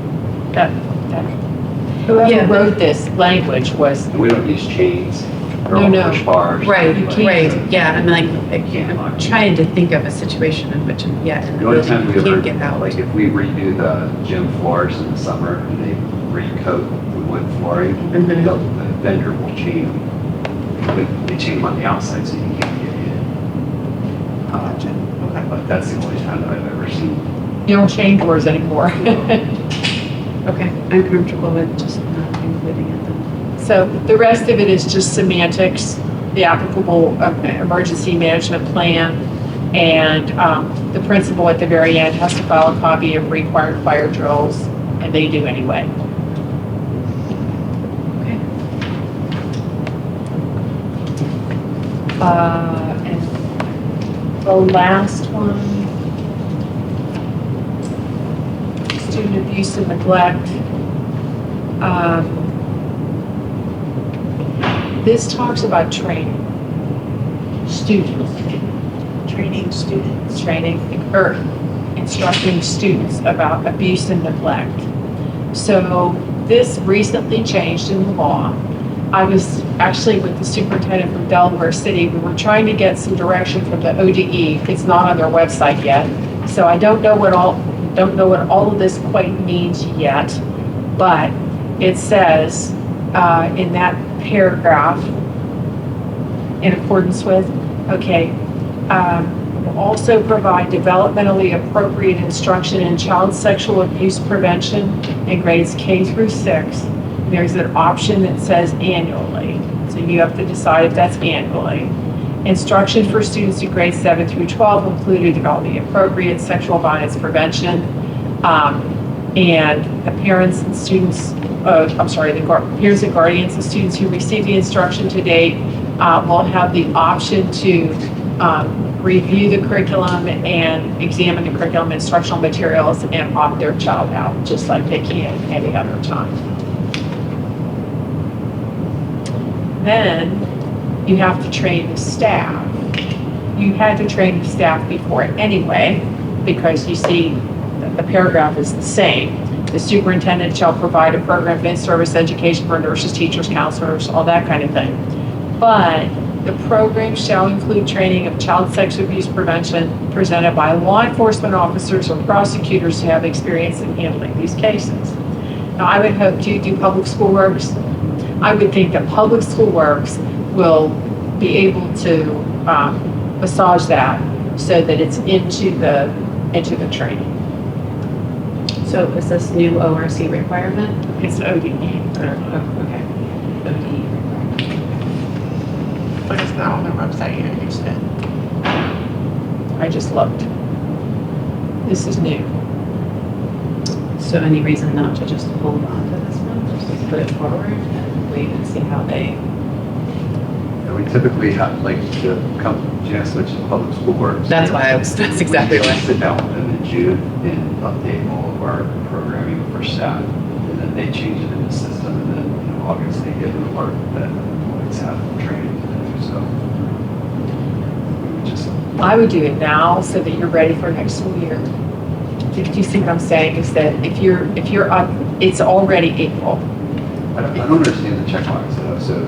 Sorry. The law says that you have to provide that type of instruction to kids in grades K-6, but annually is an option. So if you don't check annually, if you do it one time, how are you compliant? There's just, No, it sorry. seems like that's the only way you would do Absolutely, is annually. Yeah. Otherwise, you're not providing it. right. So I have a question for Mark. And maybe, here's just a thought from this side. Annually, you would teach it in first grade, you would teach it in second grade, you would teach it in third grade, you would teach it in fourth grade. It would still be annually regardless. Do you see what I'm saying? Is that, I don't know if it would have to be redundant. So if you don't check annually and you only do it in fifth and sixth grade, then you're covered. It says students in grades K through 6. Right, so it has to be annually, it's like the only way to be To compliant. me, do you see what I'm saying? To me, Yeah. it has to be annually anyway. Right, no, that's exactly what So- Randy's saying too, yes.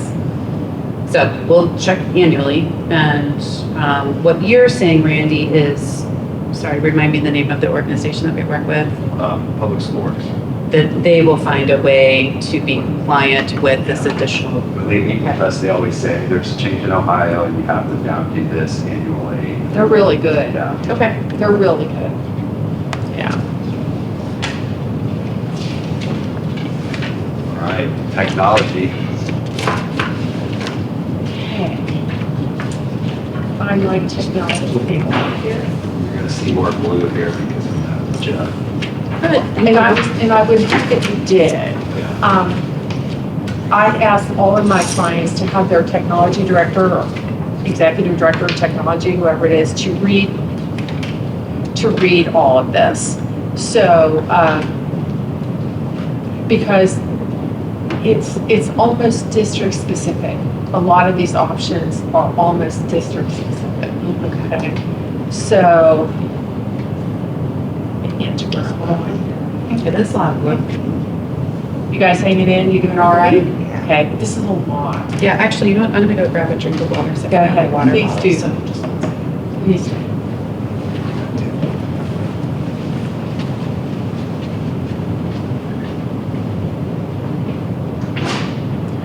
I've been in districts 2.5 hours. We don't get done. And so, I did one this morning, the continuation of an update meeting through Google Meets with Cedar Cliff, actually. Okay. Yeah. So we finished, actually, I was on there with the superintendent and the technology director doing this piece of it Oh, with the goodness. technology director. And they know far more than I do about this, about the technical pieces of this. So.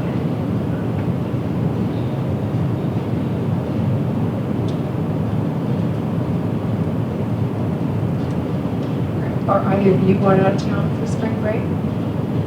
I'm not, I'm gonna tag on. She's to- gonna come, yeah, she's gonna, she's just gonna show up in the airport and like, I'm joining you too. I'm your carry-on. I'm going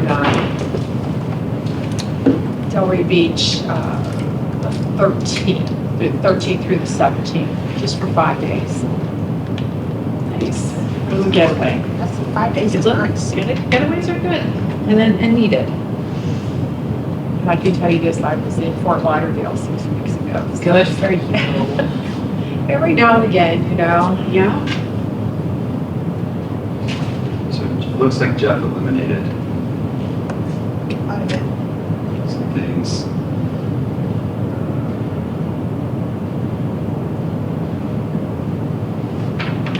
Let's select option one.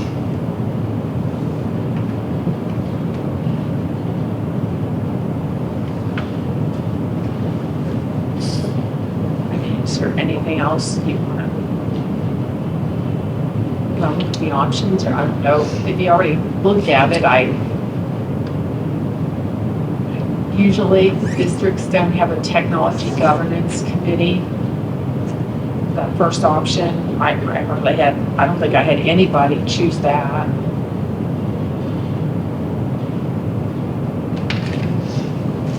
So you check the option one staff and you set up the district social media. Which makes sense with our practice. So nothing That one here looks that good to me. stands out to me either. Yeah. Take option 2. Yeah, it looks okay to me.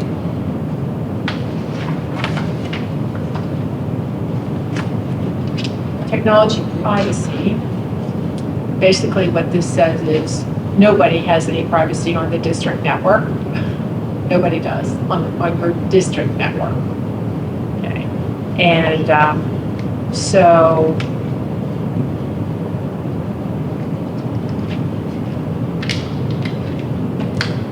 limiting. Can you scroll down maybe? I'm sorry, I was like, what? Oh, sorry.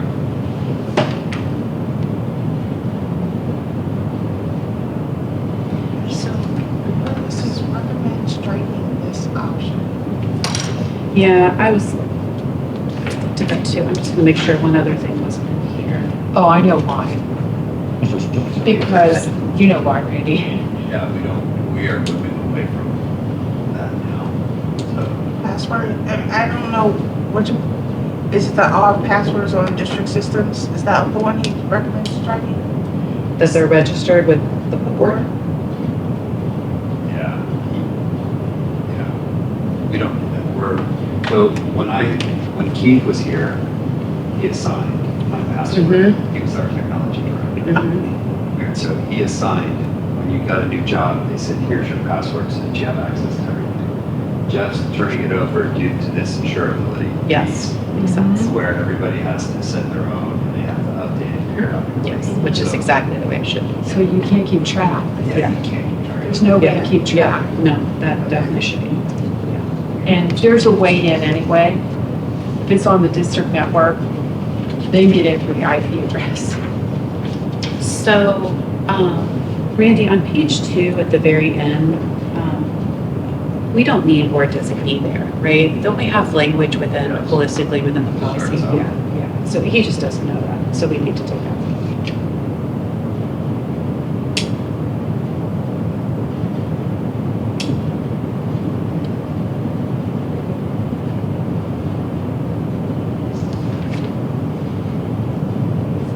So nothing else that concerns me here. This next one is the big one. And 754002? yes, Okay. this is web accessibility. So you have to, and I'm sure you are, that your website has to be accessible. Our website. Yes. Yes. Yes. So 80 For ADA compliance. Yes. Yes. So which we would want it to be. Yes. Yes. I'm sure that it is. Posted, okay. And it lays out the parameters. Do we ever get feedback if it's not? Do we ever get feedback? I just wonder. So we got feedback on our website regarding for the calendar. When we listed our calendar there, we did a color coded one. So now we have a color coded option and a Yeah. black and white option. That's the only feedback that There was I just wondered. There was an attorney, pardon me, there was an attorney, I believe it was up in the Toledo area, who went around and looked at district websites and then decided if they were ADA compliant or not. And then notified everybody that said, if you're not compliant, you're going to be sued. I mean, now you guys are, this is Franklin County, okay? You have to understand that there are some districts, and I don't mean to say bad things about smaller districts, they don't have the capacity that you have. They don't have people, but now they are. And that's why our policies part. That's why, at least my clients or our clients, we try to keep them updated and say, this is what you have to do. And most of my clients are pretty good. Start. The good news about websites is at this day and age, the majority of the time, it's software. So it's not about people, it's just about making sure that you're taking those steps.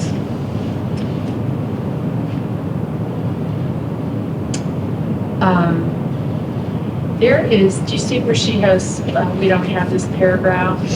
And this gets to be sticky, and you may or may not want to put this in here. This actually talks about proprietary rights of student work. So, in order for students' work to be displayed on the board's website, the student or student's parent has to give permission.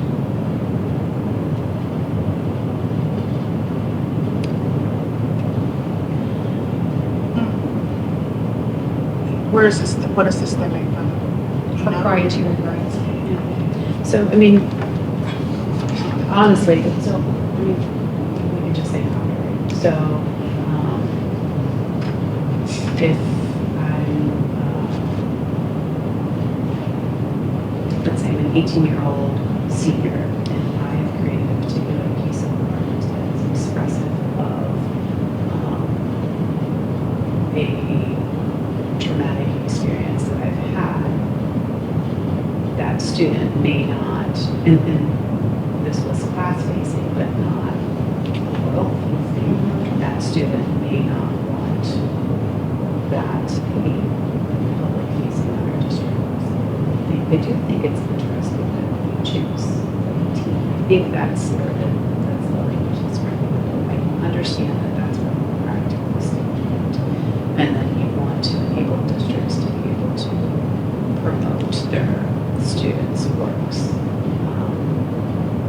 What do you mean 18? It's Well, that's also the, 18 it and says, 17 and younger.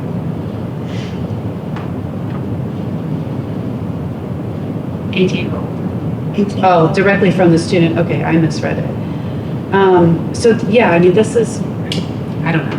I have, I'm less concerned with the work and more concerned with the fact that not everyone wants their child's face plastered all over social media. Right, well, don't they sign permissions ahead of time for that? They can be excluded. Or don't we still do that as a district, right? Provide the option to opt out. Opt out.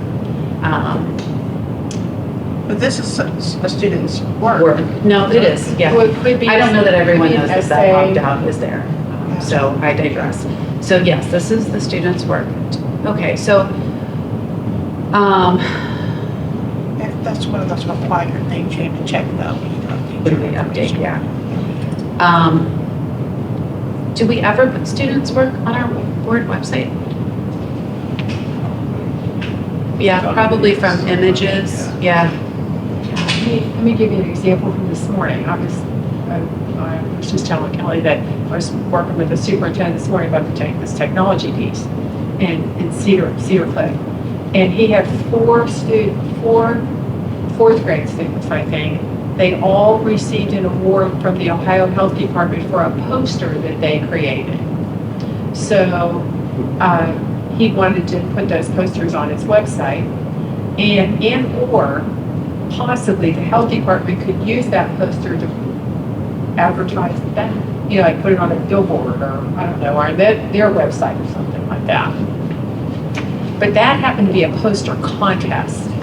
So the parents had to agree to allow their children to submit Conjunction with that. the Yes, to contest, submit yeah. that with the contest. So that was kind of taken care of in and of itself. I think they each got a $50 prize or something, I mean, a gift card or something like that if the kid won. So, so that would be something you would put on your website probably. We have 4 students in my elementary school who. Yeah. I guess the only thing that I grapple with here is that, and I haven't heard this, Neither. but if you have a parent who's in that camp of, and it may be others though, who's in that camp of not wanting to have their child's face plastered over social media when they feel the same about their child's work or their student's work, or a guardian, I should just say. But I haven't heard anything along those lines. We haven't had any complaints. Have we had any complaints about the displaying of students' work in any of our videos or anything along those lines? So I guess I would be inclined then not to include it and to revisit it if it is raised as an issue. Personally, No, I agree. Where you at? Where it says, we do not have the following 2 paragraphs in current policy. Okay. So, we want to leave it out. Two. Correct. Page 205, yeah. Right, if you would go on page 205, just above that, I just want to draw your attention to something. Thank you. Those blue check marks.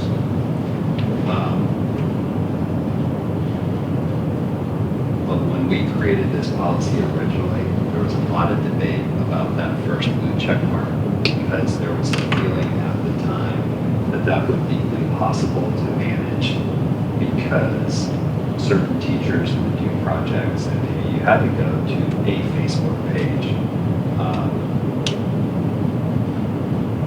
I don't know. It's not their personal one, so if that's the only thing it's excluding, that's okay. But the reason, I just want to point out, the reason those weren't chosen before is teachers were using lots of different platforms to run their classroom, and Keith didn't want to get in there and try to police all of that. I think what Jeff's trying to do is bring this more on board, which is fine, but it And could be some- post-COVID, honestly, it should be easier to bring on board, right? Because there are still, we now have Your Google Classroom. TESOL and Schoology, so it should be easier. But we've always said that you can't post students' grades on there. So right above that, in the green one, it says you can't put their grades there, but they were still allowed to use it to interact. Like the track coach could have a page that says, "Hey, we're not having practice tonight," or check in to that type of thing. So what this could This be a is- change, but It's personal, right? And so, Exactly. so the fact that, I mean, I know that some of our coaches utilize TeamSnap. So, right, and they, as long as not, yep, okay. As long as it's not your personal, you don't want kids going to a personal web page. And that makes sense. I mean, basically what you're eliminating here is the risk of the collection of personally identifiable information by the teacher, not in connection with the district. Yes. Okay. Okay, then there is a section on web accessibility, and there are certain standards for web accessibility. So you have W3CS, which is better than WYN2. I don't know what any of that means. And then the web accessibility coordinator is your webmaster. Is that correct? That's what it says. Yeah. All right. So, Randy, what I would do, ask Tracy to do, just so that our production office is not confused, would you ask her to strike like the options that weren't chosen? Does that make sense? Yes, Okay.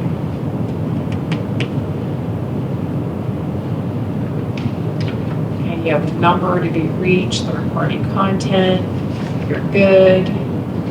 If you go down below under instructional use of apps and services, you chose option 2. Training is there. Now, if you get to the bottom, to the end in your case, or the bottom in my case, it says, we do not have the following language, the following current policy, and he's recommending that you do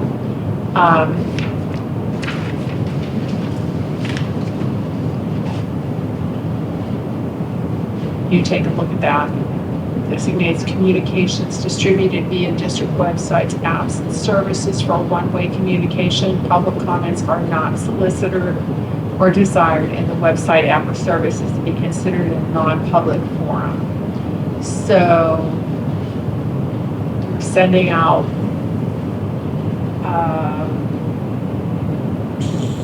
no school today. Well, you don't want comments back. You know, I'm using that as From an the example. website? Yeah, that's what it has to do with. It's because it's not an open forum that they don't get to comment on there. So this is from the website on Facebook, No, not Facebook, because it specifically says, website app. yeah,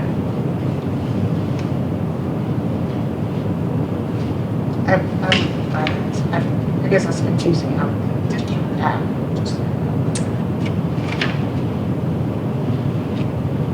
App or service to be considered a non-public forum. So if you're sending out a message, just a message, it's a non-public forum. You just send it out. An announcement. It's informative, I Right. guess. But it's up to you again. so I think I agree with you.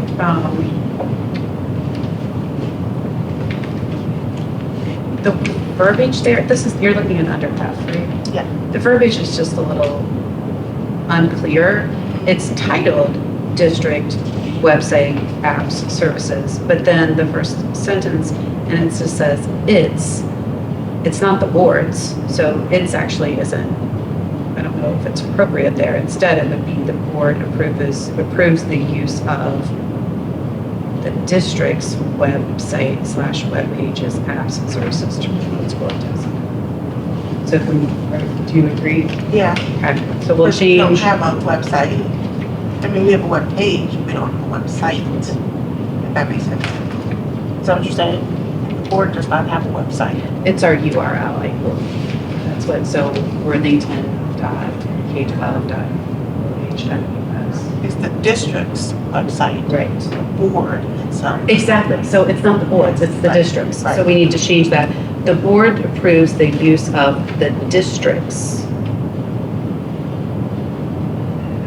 website / web pages, apps, and services to promote school activities and inform stakeholders and the general public about district news and operations.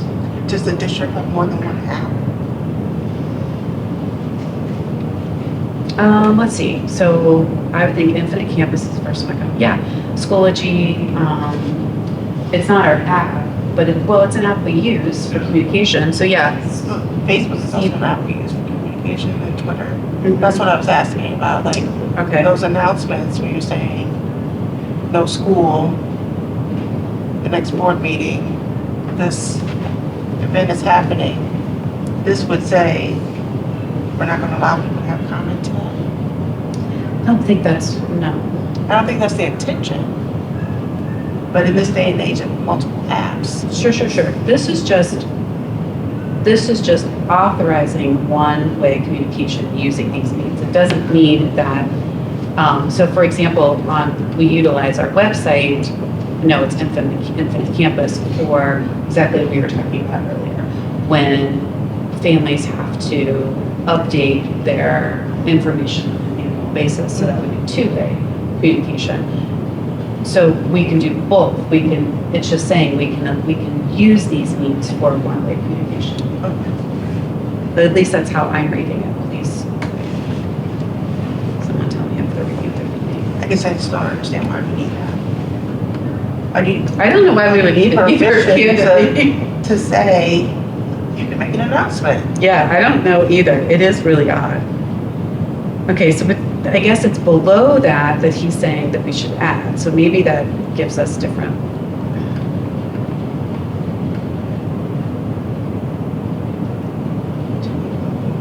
There's something about it being a non-public forum that I feel like has legal implications.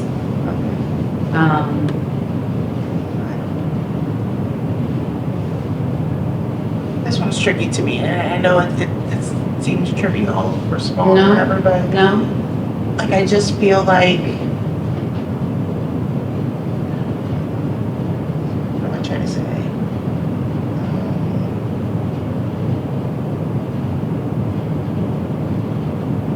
if it talked about just our district website, which would be one thing to me, even just our district app, the district has an app, that would be one thing. When you talk about apps and multiple ways of communication, maybe I'm just reading it wrong. This just says public comments are not solicited or desired. Yeah, I agree with you. That could completely be. So I guess I would just like to hear from Jeff why he wants us to add this. Yeah, I agree. So we will not include anything there. I would say instead of, when we take it to our meeting, instead of saying recommended that we add this language, maybe we just state review this language with Jeff, and we'll do that during the meeting. Is that good? Yeah, that is good. Okay. That's second Tuesday in April, correct? Correct. Just look at it.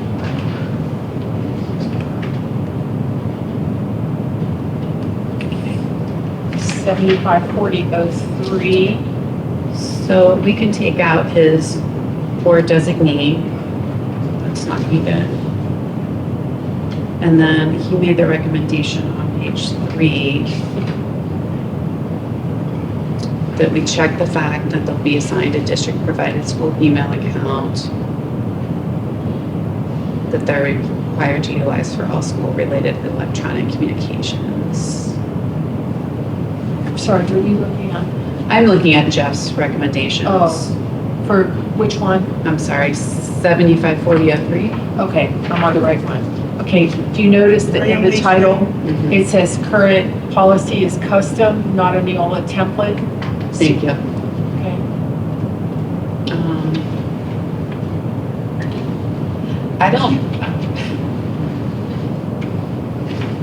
I personally,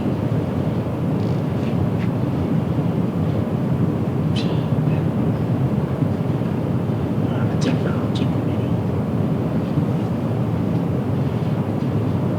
where's the committee reference? No, I'm just saying we don't have a technology committee, like it just would be helpful. Some of these things I just, to be honest, I trust the expert in this point.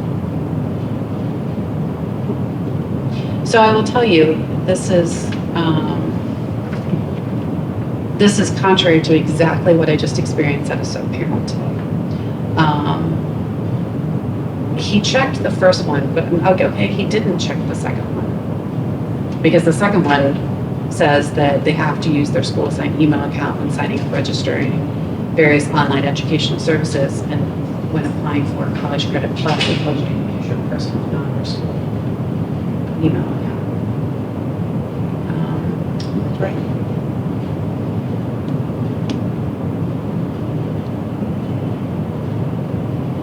What did you say he did not check?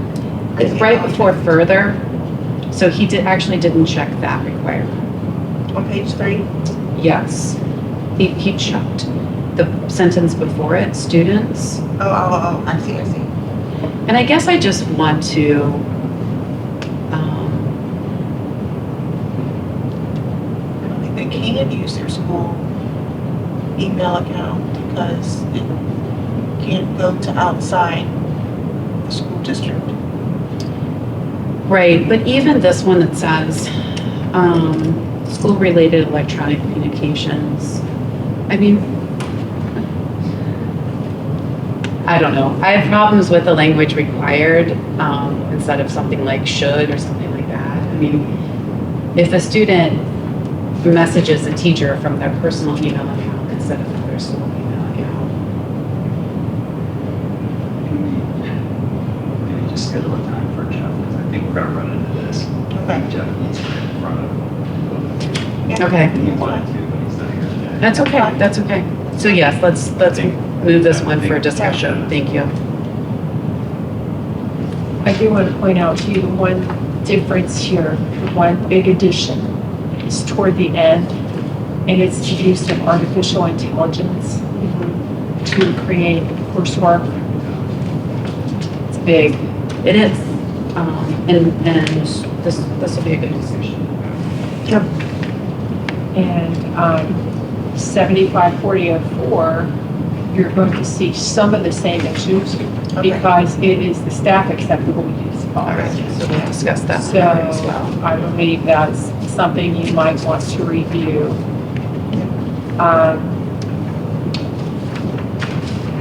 8300 is, what did he say about 8300? Didn't have any changes to the recommended.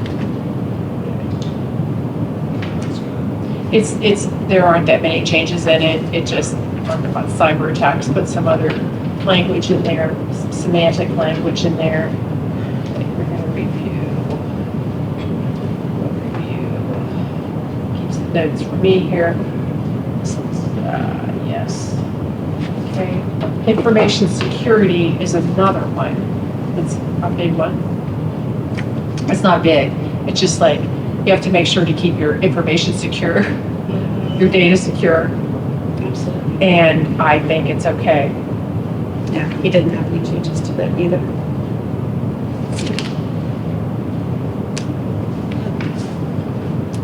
A315, get there in a second. My notes. 8315.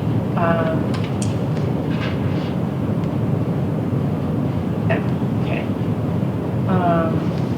This is how you, information management, and one of the big changes in it, of course, is electronically stored information, ESI, and you have to archive that and save it and follow your records retention schedule. Yes, the same as you would for other hard copy documents. That's basically what this says. No issues there.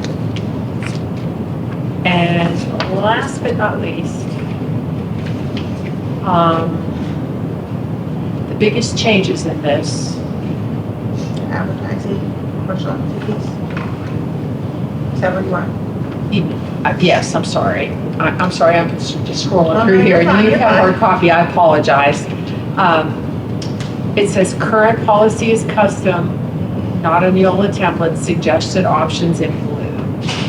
So you have some of these, I suppose, that are customized and chose some.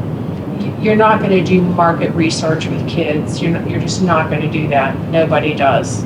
Because then, related to commercial activities, because then you can't do surveys or anything unless parents, you give parents a chance to review it anyway, but you're not going to do market research using your students. You're just not going to do that. So he does have a couple of question marks. Oh, let me tell you this.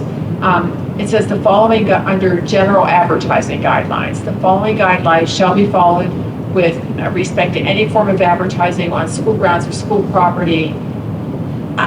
He did not check, including the district's website. If there's a link, okay, I don't know, because under I, which he did check, it says, to the extent feasible, each advertisement must be reviewed in advancement. So there's no way that you could possibly review every piece of advertising if it's linked, that you can't. So what this does was, you look at M is, okay, advertising won't be permitted on the inside of school buses.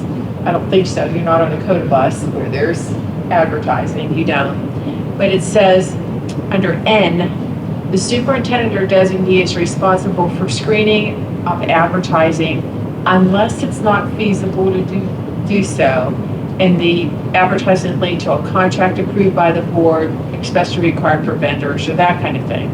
So Randy, do you use Huddle on Fridays to post your scores, or any scores?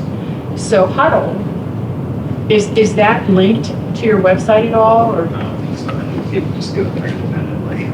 People go there, okay, because Huddle has advertisements.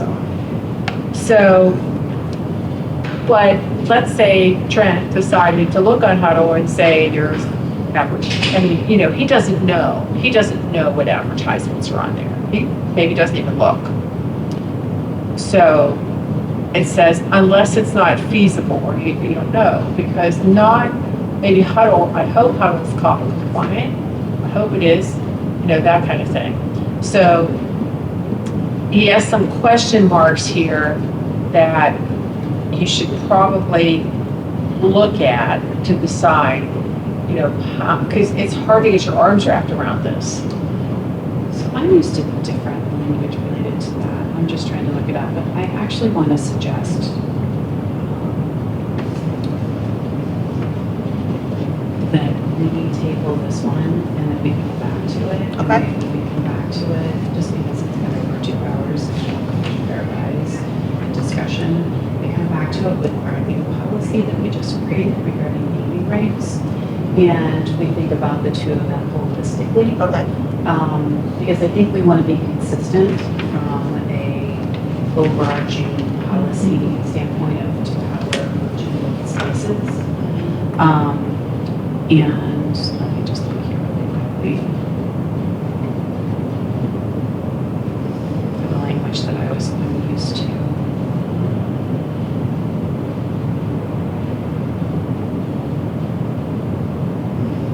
So you're saying anything that links from our website, a whole community section, Right.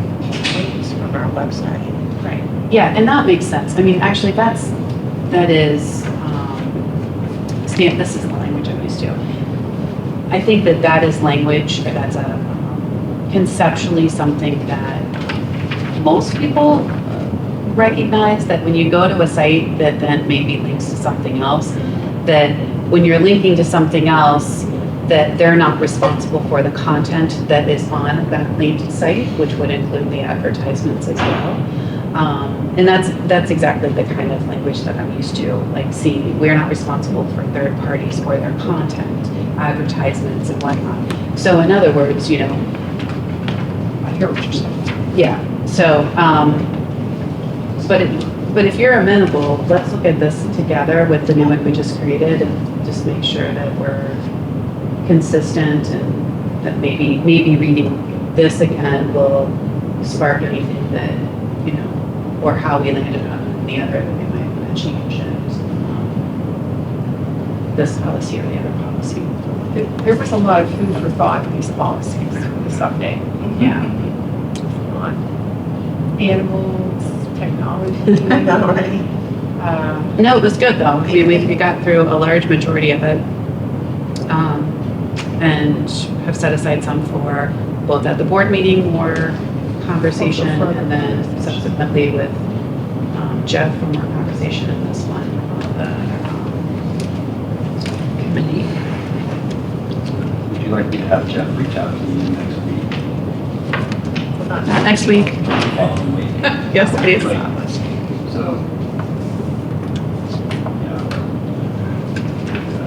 Thank you. Now, it's Randy, tell Tracy we missed her.